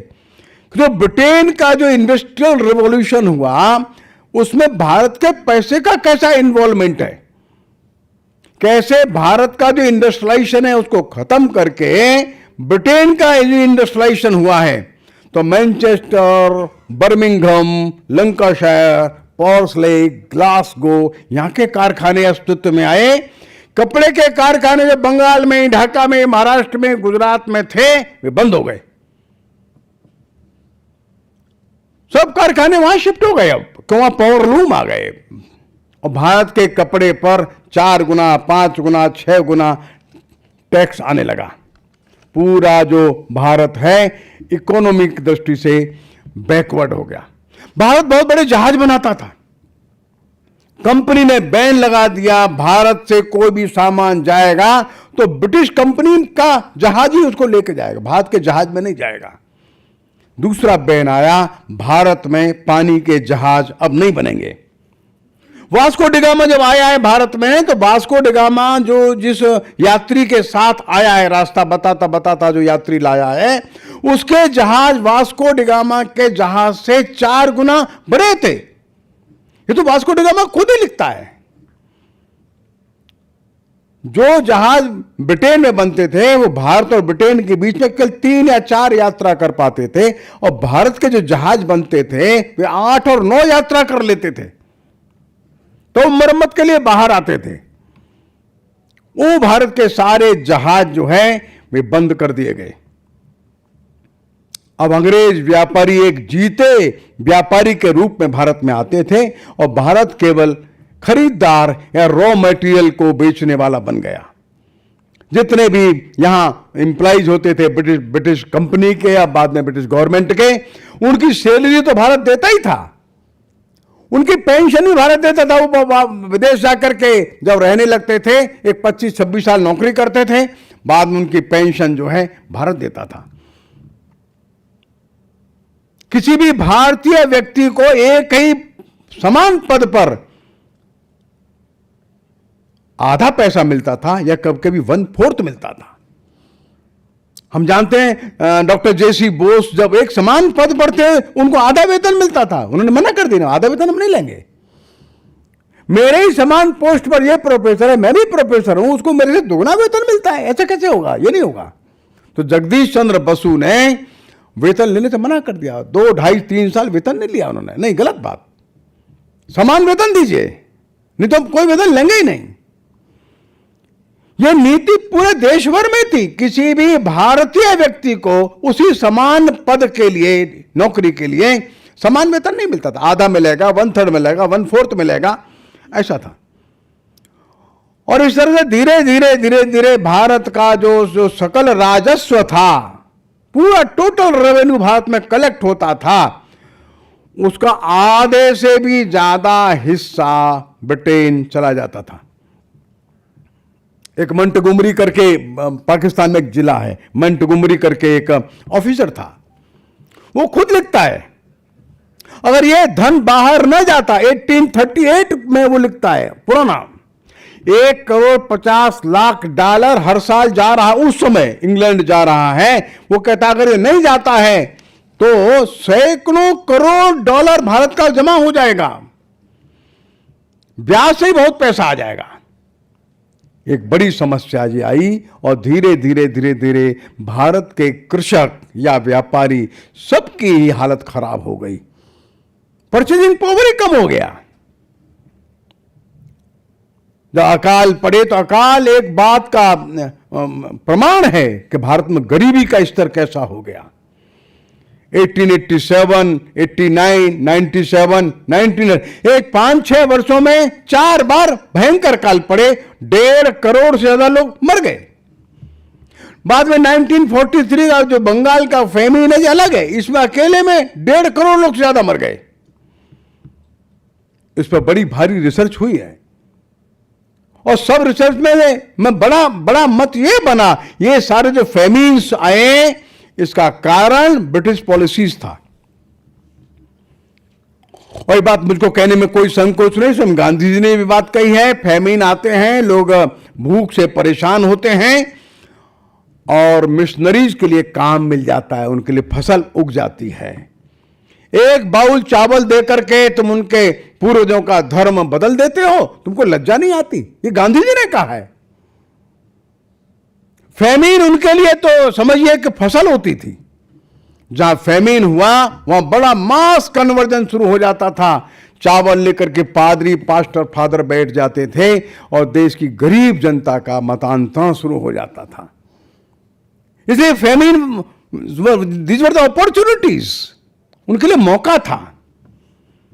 क्या दुनिया में ऐसा भी कोई समाज है जो अपने आप को विकसित, सिविलाइज्ड कहता है, वो शासन में भी रहता है और अकाल को मौका मानता है, अवसर मानता है वहां के लोगों का मतांतरण करने के लिए?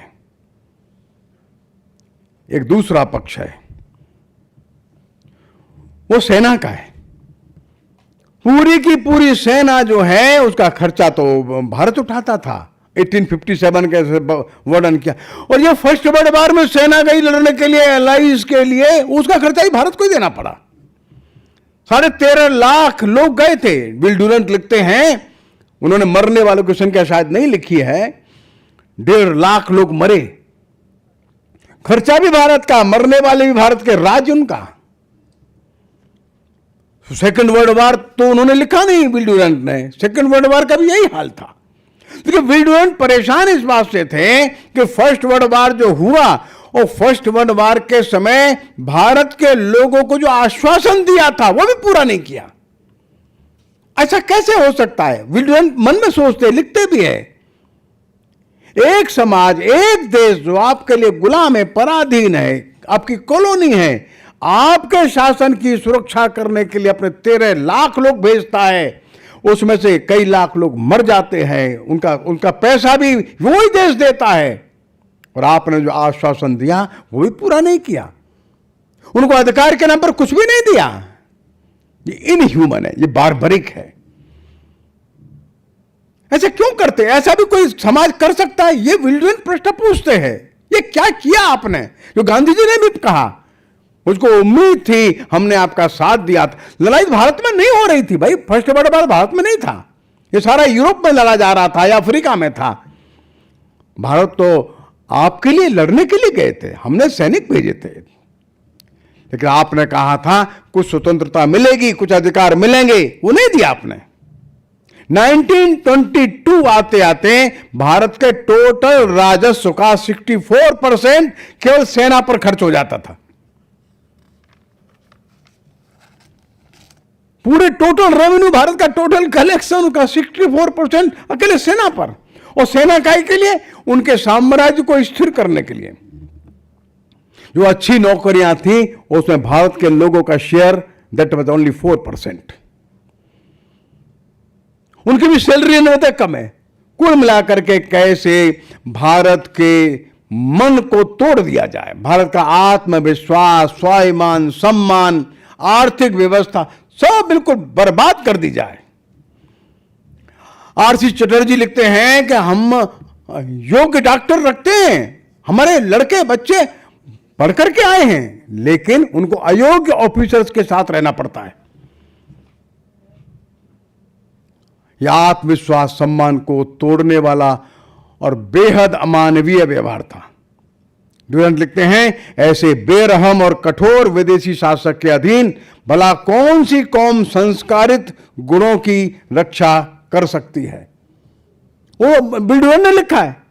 इतने अमानवीय जो व्यवहार हो रहे थे इस शासन में, कौन सी जाति ऐसी है, कौन समाज है जो अपने अच्छे सद्गुणों को बचा करके रख सकता है? सारी प्रगति का गला घोंट दिया। एक समृद्ध और वैभवशाली समाज जो था वो बेहद दर्दनाक रूप से कुचल दिया गया। यह विल डुरेंट का एक आर्थिक जगत का अपना पक्ष है। फिर अगला पक्ष लिखते हैं शिक्षा का। वो लिखते हैं शिक्षा इस देश में मैंने सुना है अच्छी थी। विल डुरेंट लिखते हैं, आप ही लोगों ने लिख कर रखा है शिक्षा का व्याप अच्छा था यहां, ये क्या कर दिया आपने? इसके बारे में तो पहले भी चर्चा बहुत आई है कि जो ब्रिटिशर्स ने जो लिख करके रखा था कितनी शिक्षा थी, बाद में धर्मपाल जी ने इसको अच्छे से द ब्यूटीफुल ट्री करके लिखा है। वो घटना हम सबको याद रहनी चाहिए। 1931 में जब गांधी जी गोलमेज सम्मेलन में गए तो एक भाषण में बाहर दूसरे एक प्रोग्राम में गए थे, तो गांधी जी ने कहा, ब्रिटिशर्स आप लोग जब भारत में आए उस समय we were more literate than now. क्या मतलब? एक वहां ढाका के वाइस चांसलर बैठे थे पुराने, बोले क्या कह रहे गांधी जी आप? बोले मैं यही कह रहा हूं, जब ब्रिटिशर्स आप लोग जब भारत में आए उस समय हम अधिक शिक्षित थे। वो वाइस चांसलर ने कहा क्या इसका कोई प्रमाण दे सकते हैं? बोला हाँ वो भी दे सकता हूं, मैं दूंगा समय आने पर। आप जब आए तो अकेले मद्रास प्रेसिडेंसी में 1.5 लाख हमारे विद्यालय थे। बंबई प्रेसिडेंसी में भी हमारे विद्यालयों की संख्या 1.5 लाख से ज्यादा थी। मद्रास का भी यही था, कलकत्ता का भी यही था। वो रिकॉर्ड आपके यहां मौजूद है, धर्मपाल जी ने उसका कलेक्शन किया। एक घटना के कोई 30-35 साल बाद तो उन्होंने पुस्तक लिखी द ब्यूटीफुल ट्री। ये ब्यूटीफुल ट्री गांधी जी ने उपयोग में लाया था शब्द। There was a beautiful tree of education there in India and you people uprooted that tree. तुमने उसको उखाड़ करके फेंक दिया और ऐसे ही पला रहने दिया। उन जड़ों को सूखने के लिए उस समय भारत की शिक्षा में, सारी जनता में 73% साक्षरता थी हमारे देश में। हर गांव में विद्यालय था। बाद में ये बिल्डुआन लिखते हैं अब केवल 4% बच्चों को शिक्षा दी जा रही है देश में। ये 1930 का जिक्र कर रहे हैं, केवल 4% बच्चों को शिक्षा दी जा रही है। आगे लिखते हैं भारत में कोई शराब नहीं पीता था, शराब को खराब मानते थे। आपने शराब सारे देश भर में अब पीने का प्रचलन बना दिया है। भारत में अफीम की खेती को अच्छा नहीं मानते थे, आपने अफीम की खेती के लाइसेंस दे दिए हैं। अब क्या करना चाहते हैं इस देश का? और इस तरह से एक और आर्थिक दृष्टि से, एक और शैक्षणिक दृष्टि से, एक और सामाजिक दृष्टि से आप इस देश को क्यों बर्बाद कर रहे हैं? अगला उन्होंने अध्याय लिखा है गांधी का। गांधी का अध्याय लिखते लिखते वे लिखना चाहते हैं भारत इस लड़ाई को कैसे लड़ रहा है। उनको आश्चर्य भी होता है, दुनिया का कोई देश ऐसे भी कोई आजादी की लड़ाई लड़ सकता है? तो गांधी जी सत्य और अहिंसा को लेकर के चल रहे और उनके पीछे लाखों लोग खड़े हैं। वो गांधी को अध्ययन करते करते वो उस सत्य का अध्ययन करना चाहते हैं जिस सत्य पर यह देश खड़ा है। और गांधी का वर्णन उन्होंने अच्छा किया है। समय समय पर गांधी जी का अनुभव कैसा आया है, कैसे ब्रिटेन की पुलिस जो है ये लोगों को मारती है और लोग मार खाते हैं, प्रतिकार नहीं करते। ये विल्डोन के लिए बड़ा आश्चर्यजनक है, दुनिया में ऐसा मैंने कहीं नहीं देखा। पुलिस लाठीचार्ज करती है, लोग पीट कर देते हैं, मारो इस पर। लोग हाथ ऊपर करते हैं, मारो हमारे हाथ पर। लोग के कंधे टूट जाते हैं, पैर टूट जाते हैं, इलाज कराते हैं, लेकिन प्रतिकार नहीं करते, भागते भी नहीं। उसने नया रूप देखा भारत के आध्यात्मिक इस आंदोलन का। उन्होंने गांधी का वर्णन कई प्रकार से किया है, अच्छी बात है, लेकिन चौरी चौरा की घटना का वर्णन उन्होंने अच्छा किया है। गांधी जी प्रस्तुत होते हैं, गांधी जी के ऊपर केस है, आपने आंदोलन शुरू किया, इसमें हिंसा हुई, लोग मारे गए। गांधी जी ने कहा हां मैं अपराधी हूं और मैं अपना अपराध स्वीकार भी करता हूं, मेरे कारण से यह हिंसा हुई है, यह सच है। मैं इसके बचाव में कुछ भी नहीं कहना नहीं चाहता, मैं स्वीकार करता हूं। और गांधी जी जज को कहते हैं, देखिए जज साहब, मैं स्वीकार कर रहा हूं, मेरे कारण से हिंसा हुई है, अपराधी मैं हूं, इसलिए या तो आप सजा दीजिए या त्यागपत्र देकर के चले जाइए। सजा देना मस्ट है आपको, क्यों? मैं अपराधी हूं, मैं स्वीकार कर रहा हूं। विल्डुरान ने इसको अच्छे से लिया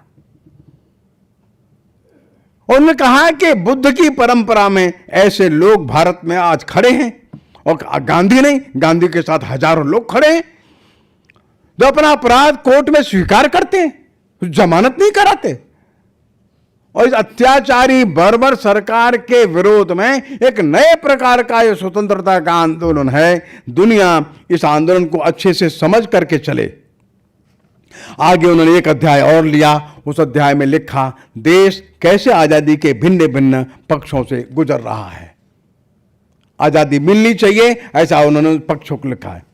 अंत में उन्होंने इंग्लैंड का पक्ष लिखा है, जैसे डॉक्टर साहब बता रहे थे। वो कहते हैं इंग्लैंड अपनी बात कहता है, ये बात उन्होंने अलग पक्ष में कही, ब्रिटेन ने ऐसा यहाँ अत्याचार किया, यहाँ के लोगों का ऐसा मानना है। गांधी जी आंदोलन में सामने आए हैं, वो मेरे को ऐसा लगता है। अब मैं ब्रिटेन का पक्ष आपके सामने रखता हूं। इस सारे के पीछे ब्रिटेन क्या कहता है? ब्रिटेन कहता है ये देश एक था ही नहीं, हमने भारत नाम देकर के देश को एक किया है, ये पॉलिटिकल यूनिटी हमने दी है। बाद में एक पैराग्राफ में बिल ड्यूरेंट ने लिखा है, नहीं नहीं ऐसा नहीं है, इस देश की एकता सनातन है।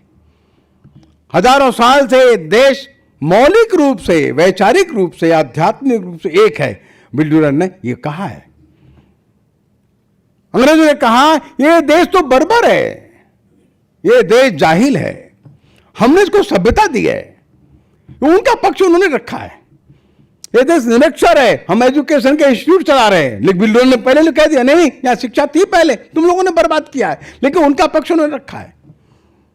इस देश में सेना नहीं थी एक, हम सेना दे रहे हैं। या प्रशासन नहीं था, हमने प्रशासन दिया है। इस देश में कुरीतियां थी, ढोंग था, पाखंड था, तरह तरह के और ऐसे काम होते थे जो समाज में अच्छा नहीं माने जाते, जैसे महिलाओं को जिंदा जला देना, ऐसा सती का था। ऐसी बहुत बातें जो अंग्रेज बोलता था, वो अंग्रेज का पक्ष जो है वो उन्होंने जस का तस एक कुछ पृष्ठों में दिया है। अंत में कंक्लूजन करते हैं, कुल मिलाकर के वो भारत के पक्ष को रख रहे हैं। अब हमारा कर्तव्य क्या बनता है? इस सारी पुस्तक में से अपने को क्या मिलता है? मेरा कहना वही है, आजादी मिलने के बाद जो हमारे विद्वान प्राध्यापक थे उन्होंने पीछे मुड़ के नहीं देखा। आजादी के संघर्ष के समय लोग देख रहे थे पीछे, चाहे दादा भाई नौरोजी है, कोई सुंदरलाल है, उन दोनों पीसी रहे थे, उन्होंने कोई पुस्तक लिखी, बहुत लोगों ने पुस्तकें लिखी, वो जवाब में लिखते थे, हिम्मत से खड़े हो जाते थे। लेकिन आजादी मिलने के बाद हमारी बर्बादी का कारण क्या क्या हुआ, इस पर अच्छी पुस्तकें नहीं आई, आनी चाहिए थी। हमारा इंडस्ट्रियलाइजेशन कैसा था, हमारी इंडस्ट्री कैसी थी, हम कैसे एक्सपोर्टर थे, वर्ल्ड इकोनॉमी में हम कैसे खड़े थे, क्या था, वो उस पर पुस्तकें कम आई, नहीं आई, वो आनी चाहिए थी। हमारी इस स्थिति को पहुंचने के लिए हमारी भी कुछ कमियां होंगी, वो क्या थी, वो कम आया, नहीं आया। हमारे देश की जो फंडामेंटल यूनिटी है वो पॉलिटिकल यूनिटी से ऊपर है।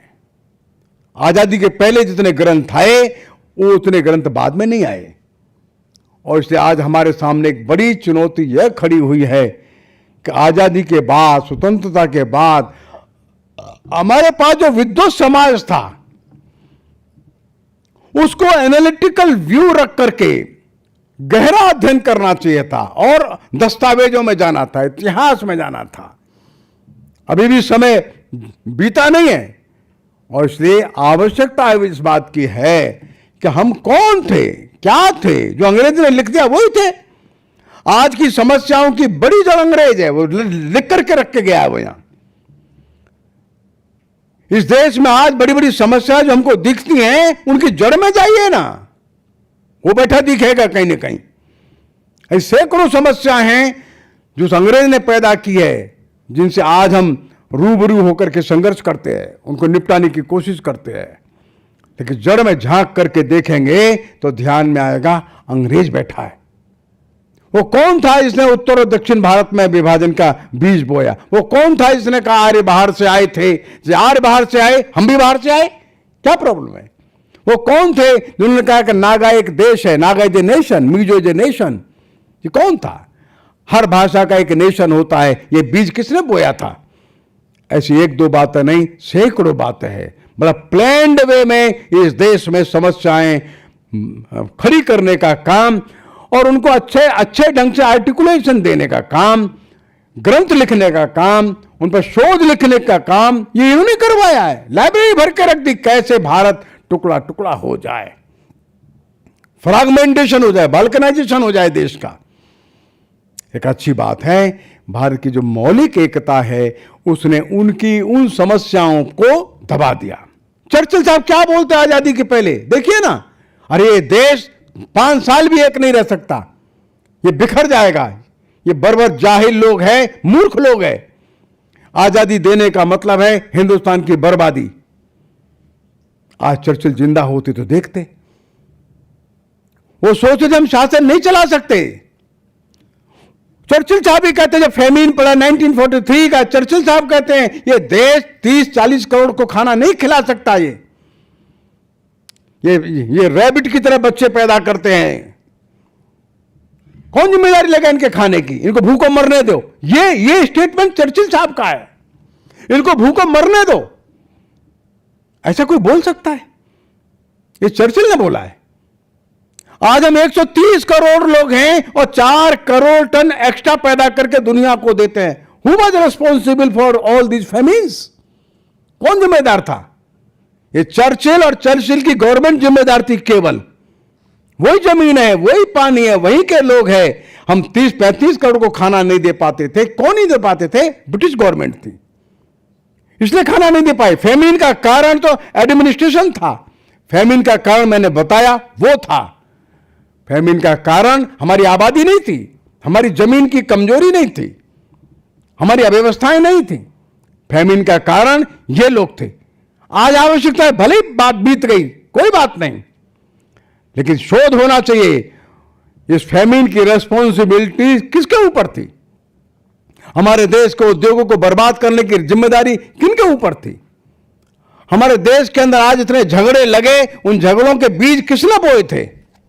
और इसलिए सारे विश्व परिदृश्य में इस धरती पर जो विल डुरैंट ने कहा है, इतने बेशर्म लोग, इतने अपराधी वृत्ति के लोग, इतने अमानुषिक व्यवहार के लोग हो सकते हैं, मैं कल्पना भी नहीं कर सकता। उनकी कल्पना बिल्कुल ठीक है। वो एक ऐसा व्यक्ति था जिसने सच को सच कहने की हिम्मत रखी। जो कैथरीन मेयो बोल रही थी, रुडयार्ड किपलिंग बोल रहे थे, उनके विरोध में खड़ा हुआ ये व्यक्ति।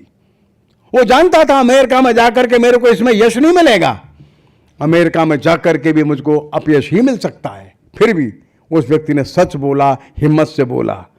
हमारा दुख है उसकी पुस्तक का ट्रांसलेशन इतना विलंब से होता है।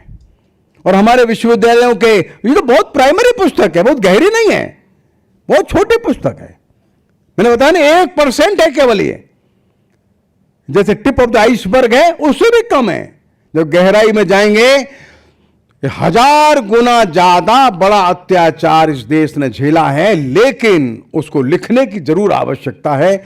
आज की वर्तमान की जो विश्वविद्यालयों की पीढ़ी है, उसे जरूर उम्मीद है वो इसके ऊपर आगे बढ़ें।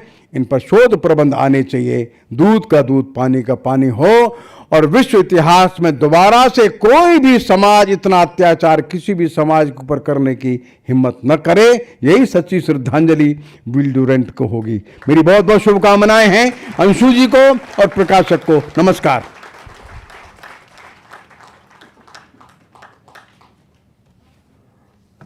आभार गुरुवर, इतने अद्भुत वक्तव्य के लिए।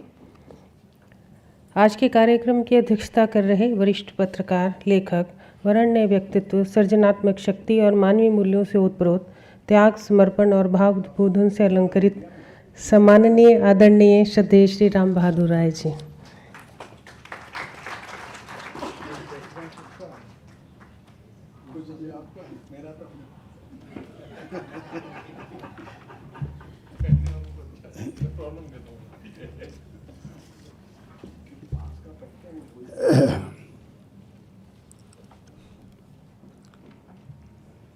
आदरणीय डॉक्टर कृष्ण गोपाल जी, दिल्ली विश्वविद्यालय के आदरणीय कुलपति प्रोफेसर योगेश सिंह जी,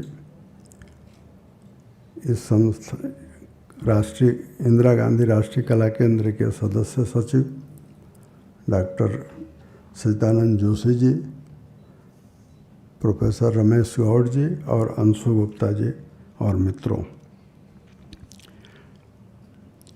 मैं आप लोगों से ये सवाल नहीं पूछूंगा कि डॉक्टर कृष्ण गोपाल जी के बोलने के बाद मुझे बोलना चाहिए या नहीं।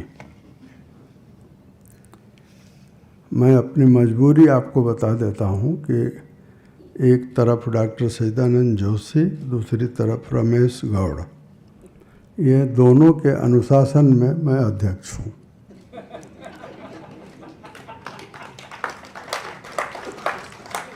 तो अनुशासन के कारण मुझे बोलना पड़ रहा है, और इसलिए कृष्ण गोपाल जी से इनके बोलने के बाद बोलना सचमुच मेरे लिए थोड़ा कठिन है।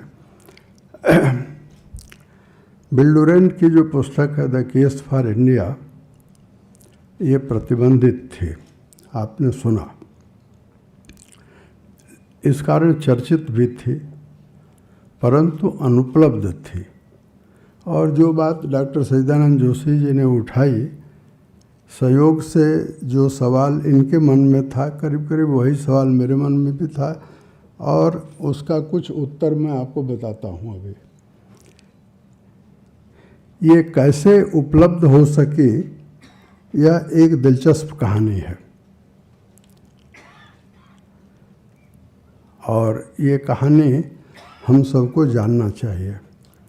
1925 में एक बच्चा पैदा हुआ, कर्नाटक में मंगलोर के पास, और अब वो मंगलुरु है, एक छोटा सा गांव है, उस गांव का नाम है थेकाटे। वो बच्चा खुदरा व्यापारी के घर में पैदा हुआ, लेकिन 2 साल बाद ही उसके पिता चल बसे, तो वो एक तरह से अनाथ हो गया। और जो एक खाता पिता संपन्न सा परिवार था, उस परिवार में उस बच्चे का जो बचपन था अब संघर्षों में से शुरू हुआ, लेकिन पढ़ने लिखने में रुचि थी। पुस्तकों से उसे प्रेम हो गया था, और उसने पढ़ाई की। 1948 में वो मुंबई आया। मुंबई पहले भी आया था, लेकिन 1948 में वो आया।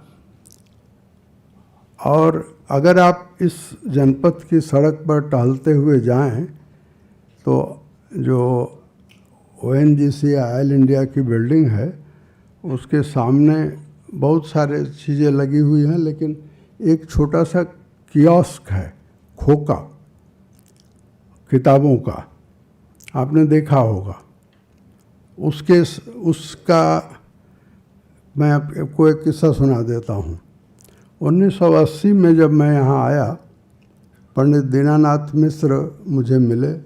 बोट क्लब पर हम लोगों का कोई प्रदर्शन था, तो उन्होंने कहा कि आपने फ्यूचर शॉक्स पढ़ा है?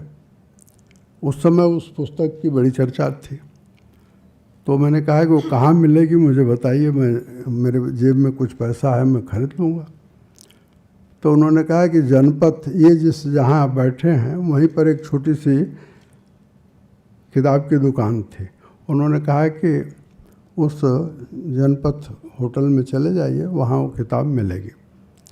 तो उस किताब को 600-700 रुपये की उस किताब को मैंने ख़रीदा, और टहलते हुए जनपथ पर जब गया उस कियोस्क के पास, तो वो किताब 100 रुपये में वहीं मिल रही थी।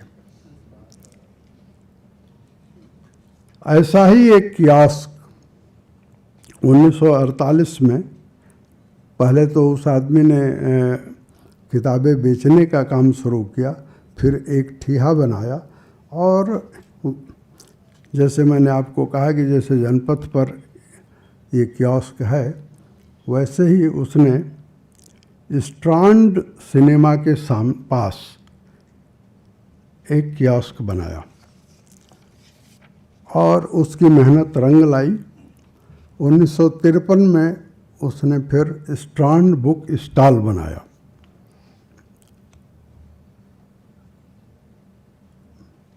और वह व्यक्ति, जो लोग उससे किताब खरीदने आते थे, उससे सीधा संपर्क रखता था। मैं आपको बताऊं कि उसके ग्राहकों के जरा नाम मैं पढ़कर आपको सुनाना चाहता हूं। ग्राहकों में पंडित जवाहरलाल नेहरू थे, अम्बालाल साराभाई, मिर्ज़ा इस्माइल मैसूर के दीवान हुआ करते थे, T T Krishnachari, YB Chauhan, APJ Abdul Kalam, JRD Tata, Khushwant Singh, VS Naipaul, Soli Sorabjee, N Narayana Murthy, Nani Palkhivala, Ghanshyam Das Birla, Keshav Mahindra, अजीम प्रेम जी, ये उसके ग्राहक थे। और तो मैं ये कहूँगा कि उसे पुस्तक विक्रेता नहीं, एक स्कॉलर के रूप में अब याद किया जाना चाहिए। और वह व्यक्ति था टेकाटे नारायण सानभाग, टेकाटे नारायण सानभाग। मैं कहूँगा कि वो बहुत कीमती आदमी था, और उसे मैं क्यों याद कर रहा हूँ ये मैं आपको बताना चाहता हूँ, क्योंकि इस पुस्तक से उसका संबंध है। 1960 में टेकाटे अमेरिका गए और जाकर विल डुरांट से मिले। तो विल डुरांट ने बातचीत में टेकाटे से कहा कि मैंने भारत पर एक किताब लिखी थी। अब बात में उन्होंने ये कहा कि द केस फॉर इंडिया मैंने पुस्तक लिखी थी। ये टेकाटे भारत आए, उसको खोजने लगे और उनको किताब मिली नहीं। एक दिन इन्फोसिस के मोहनदास पै ने इस पुस्तक की फोटो कॉपी उनकी बेटी को दिया। विद्या विरकर बेटी का नाम है। जरा पानी।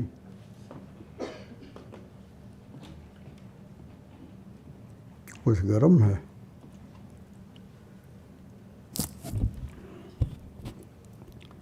विद्या विरकर को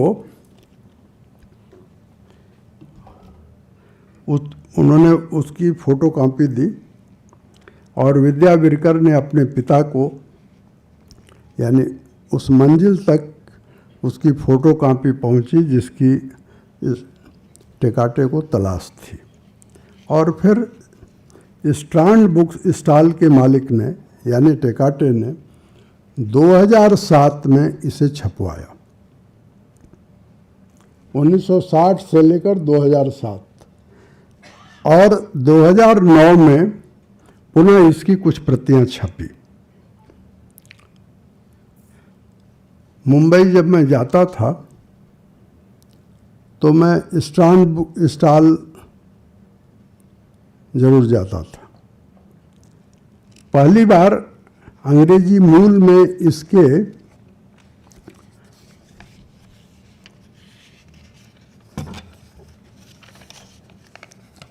पाठकों को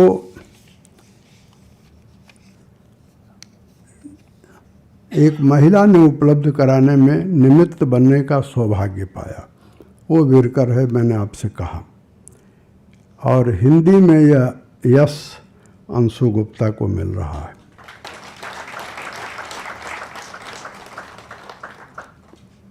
हमें अंशु गुप्ता का अनुग्रहित होना चाहिए। रे माधव ने इसको छापा है। मेरे पास जो अंग्रेजी प्रति है उसके कवर पर हिमालय का दृश्य है और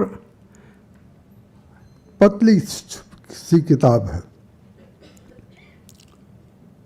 2009 में जब ये दूसरी बार छपी थी और संयोग से मैं मुंबई में उन दिनों 2-3 दिन के लिए था और वहाँ जाकर हमने उसको ख़रीदा था। लेकिन मैं ये भी कहूँगा आपको कि 2009 में स्ट्रांड की डेथ हो गई थी। मैं उस व्यक्ति से मिल नहीं पाया। रे माधव ने, जैसा सच्चिदानंद जी ने कहा, ठीक ही कहा। बहुत आप इसको देखेंगे तो अच्छे ढंग से, आकर्षक ढंग से ये पुस्तक आपके सामने आई है। और इन्होंने प्रत्यक्ष दृष्टा साहित्य श्रृंखला, एक श्रृंखला शुरू की है। मैं नहीं जानता कि इस श्रृंखला को ये चलाएंगे या नहीं चलाएंगे, लेकिन रे माधव से मेरा एक संबंध 12-13 साल पहले आया था। मुझे एक पंडित भानु प्रताप शुक्ल के नाम से सम्मान मिला या पैसे कुछ मिले, तो उसी समय मैंने मंच पर यह घोषणा की कि जो प्रेस कमीशन की रिपोर्ट आई है पेड न्यूज़ पर, उसके अनुवाद के लिए मैं ये पैसा दूंगा। तो मेरे बगल में बैठे थे अतुल गर्ग, जो पिछले बार मंत्री भी थे, इस समय विधायक भी हैं। अतुल गर्ग ने कहा कि तो हम उसको छपवाएंगे। और रे माधव, यहाँ कई लोग हैं, हिमांशु शेखर हैं, विमल सिंह तो नहीं हैं, लेकिन ये सब लोग रे माधव जाकर के और वो अनुवाद की हुई और हमारा प्रभास जी का और लोगों का जो पेड न्यूज़ पर लेख थे उसको मिला करके और काली खबरों की कहानी रे माधव ने छापी। मैंने देखा उसमें ये किताब नहीं है, लेकिन काली खबरों की कहानी छपने से ये ज़रूर हुआ कि बड़े अखबारों ने हमको काली सूची में डाल दिया। क्योंकि जो आज बड़े अखबार हैं वे सब कोई 200 कोई 300 करोड़ रुपया उन्होंने 2009 में कमाया, और उसको उस रिपोर्ट ने भी उजागर किया और हम लोगों ने लिख करके भी उजागर किया। मैं नहीं जानता कि अब रे माधव अतुल गर्ग से उनका संबंध है या नहीं है, लेकिन मैं संभवतः बिल डुरांट की पुस्तक का प्रभाव ही, इस पुस्तक का प्रभाव और कहीं पड़े या ना पड़े, मैं ये मानता हूँ एक इतिहास के विद्यार्थी के नाते। मैं इतिहास का विद्यार्थी पढ़ता था तब नहीं था, कृष्ण गोपाल जी के सत्संग में बने हुआ हूँ।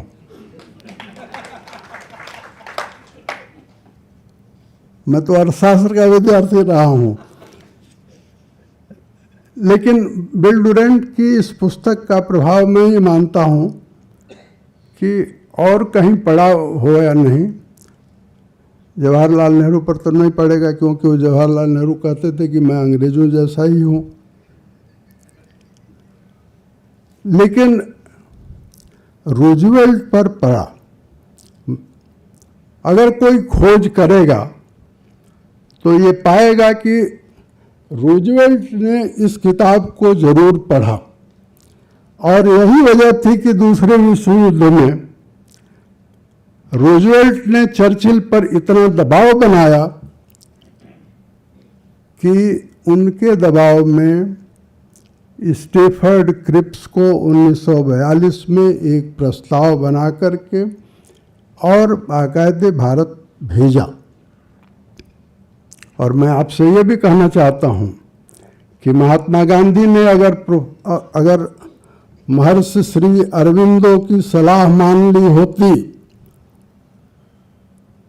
श्री राजगोपालाचारी की सलाह मान ली होती, तो भारत का बंटवारा नहीं होता। क्योंकि जो क्रिप्स का प्रस्ताव था, उस प्रस्ताव, वही प्रस्ताव हमने 1947 में स्वीकार किया भारत बंटवारे के साथ। तो मैं ये कहूँगा कि इस पुस्तक का एक बड़ा प्रभाव रूजवेल्ट पर तो जरूर पड़ा, और मैं ये कहूँगा कि ये पुस्तक उस भारत की खोज है जो स्वतंत्र होने के अपने अधिकार के लिए उस समय यानी 1930 में जान की बाजी लगाकर लड़ रहा था। और जो लोग स्वतंत्रता संग्राम के 1920 से 1947 के इतिहास को जानते हैं और न जानते हो तो आपको पढ़ना चाहिए कि वही समय है। इस पर आचार्य कृपलानी ने अपने मेमोयर में भी लिखा है कि 1930 का वो समय है जब सचमुच स्वतंत्रता संग्राम के नायक अंग्रेजों से बराबरी के स्तर पर बात कर रहे थे। उससे पहले कभी बात नहीं हुई थी। और इस पुस्तक की अगर मुझसे पूछे कि आत्मा कहाँ है, तो ये मैं कहूँगा कि इस पुस्तक की आत्मा उस अध्याय में है जिसका शीर्षक है 1930। और मैंने इसीलिए मेज से इस पुस्तक को उठाया क्योंकि 1930 का अध्याय जहाँ खत्म होता है, मैं आपका ज़्यादा समय नहीं लूँगा, परंतु ये 4 लाइनें मैं पढ़ूँगा ज़रूर। परंतु यह तो तय है, ये पेज नंबर 212 पर है, परंतु यह तो तय है कि भारत के लोगों को पुनः लड़ना होगा। जिस देश के लोग इनके अत्याचार से इतना त्रस्त होने के बावजूद जिस धैर्य और दृढ़ता का परिचय दे रहे हैं, वह भूलेंगे नहीं और न ही शांत बैठेंगे। यह खेल अभी खत्म नहीं हुआ, यह खेल अभी खत्म नहीं हुआ। 1921 इसका पहला चरण था, 1930 दूसरा और तीसरा भी आएगा। ये है विल डुरैंट।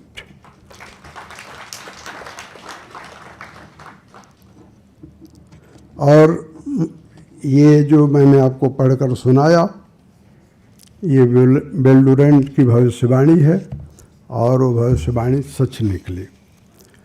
1930 का साल है क्या? नमक सत्याग्रह का साल है। और इस अध्याय में भी 6 मार्च से शुरू हो करके और धरासना के सत्याग्रह तक का वर्णन है। और मुंबई से 250 किलोमीटर दूर धरासना नाम की जगह है जहाँ दरअसल नमक का डिपो हुआ करता था। और आप जानते हैं उस धरासना सत्याग्रह का नेतृत्व किसने किया था? सरोजिनी नायडू ने। सरोजिनी नायडू बीमार थी, दूर इलाहाबाद में थी, लेकिन जब उनको ये पता चला कि धरासना में सत्याग्रह का फैसला हुआ है तो दौड़ती हुई मुंबई पहुंची हैं और धरासना सत्याग्रह पर जो रिपोर्ट आई है उसमें किस तरह की क्रूरता हुई है उसका कुछ वर्णन अंशु जी ने किया।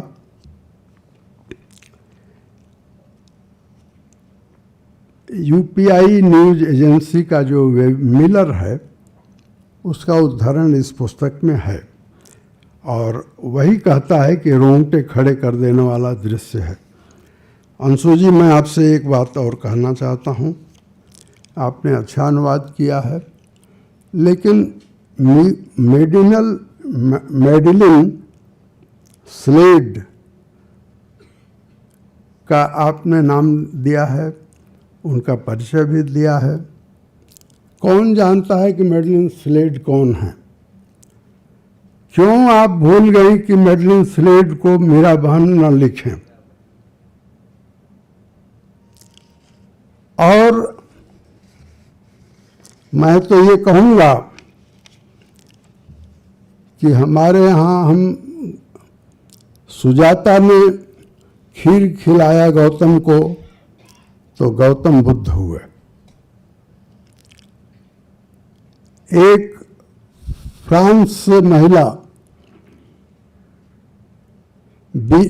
उनका नाम था बी अल्फासा,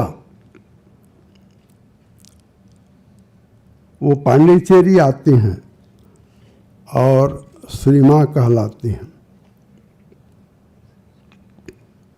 एक महिला आयरिश विवेकानंद की शिष्या बनती है और भगिनी निवेदिता होती है। उसी तरह से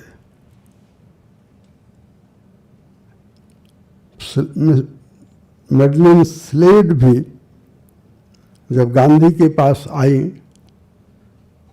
तो गांधी जी ने उसका नाम रखा मीरा बहन।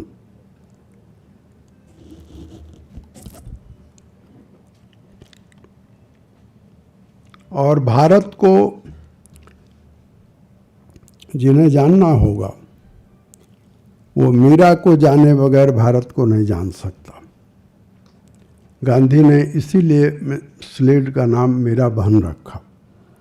और मैं ये कहना चाहता हूँ कि भारत की संस्कृति और मूल्य को लेकर के जब हम गुलाम थे उस समय भी दुनिया में आकर्षण था, और ये महिलाएं उसका उदाहरण हैं।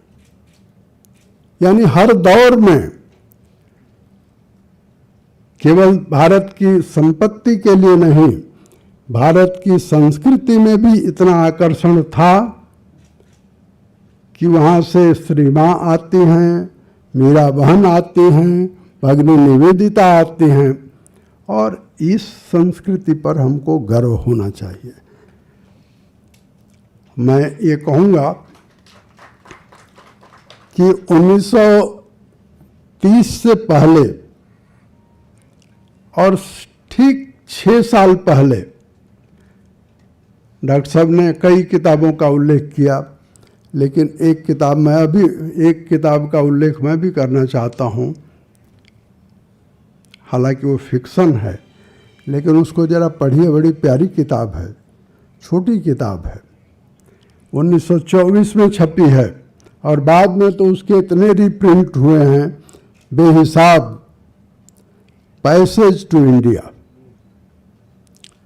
जरा आप पैसेज टू इंडिया पढ़िए। और पैसेज टू इंडिया में ब्यूरोक्रेसी कैसे भारत को लूट खसोट रही है, और भारत में किस तरह से लोग दबे जबान अपनी चिंता व्यक्त कर रहे हैं, अपनी पीड़ा व्यक्त कर रहे हैं। होता यह है कि अफसर इतिहास नहीं लिख पाते। मेरे एक मित्र थे आईबी में, MK धर, MI6 का डायरेक्टर ने पहली बार एक ओपन सीक्रेट नाम की किताब लिखी, अपना मेमोयर लिखा। ठीक उसी तरह से MK धर ने भी ओपन सीक्रेट लिखा, भारत के आईबी के इतिहास की वो अकेली पुस्तक है। उसी तरह से ये जो पैसेज टू इंडिया का EM फोस्टर, हो सकता है मैं ये फोस्टर का सही उच्चारण नहीं कर पा रहा हूँ, हो सकता है, लेकिन EM फोस्टर की जो पैसेज टू इंडिया है आप पढ़िए। ये 6 साल पहले आई थी, विल डुरेंट से पहले। और ठीक 6 साल बाद एक और अद्भुत पुस्तक आई है, और जो मुझे लगता है कि भारत के किस घर में नहीं होगी, शायद सब जगह होगी, और उसका लेखक है Paul Brunton, A search in sacred India. Paul Brunton 3 साल यहाँ रहता है। बनारस में आज भी होंगे लोग, लेकिन उस समय लाहिरी महाशय भी थे, उस समय सुगंधी बाबा थे, और इस तरह से मेहर बाबा से लेकर के तमाम लोगों के पास वो पॉल ब्रंटन जाता है, और उसके बाद रमन महर्षि का वो शिष्य हो जाता है। तो मैं ये कहूँगा कि इस पुस्तक के इर्द गिर्द भी पुस्तकें हैं, और अंत में जिस पुस्तक पर चर्चा हम पूरी करने जा रहे हैं, मेरी नज़र में ये अति उत्तम बनी है और अनेक भ्रमों को तोड़ने वाली है। मैं अपनी बात पूरी करता हूँ।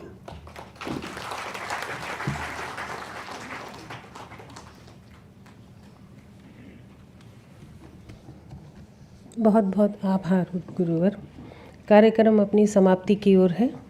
स्नेहिल स्वजनों एवं मंचासीन मनीषियों का हृदय से आभार व्यक्त करती हूँ, जिन्होंने अपना अमूल्य समय इस कार्यक्रम को सफल बनाने में दिया। इंदिरा गांधी राष्ट्रीय कला केंद्र आप सबसे मिलने की अभीष्ट इच्छा लिए आपके स्वास्थ्य की मंगल कामना करता है। आपकी उपस्थिति निसंदेह हमारे अंतर में ऊर्जा का प्रवाह करती है।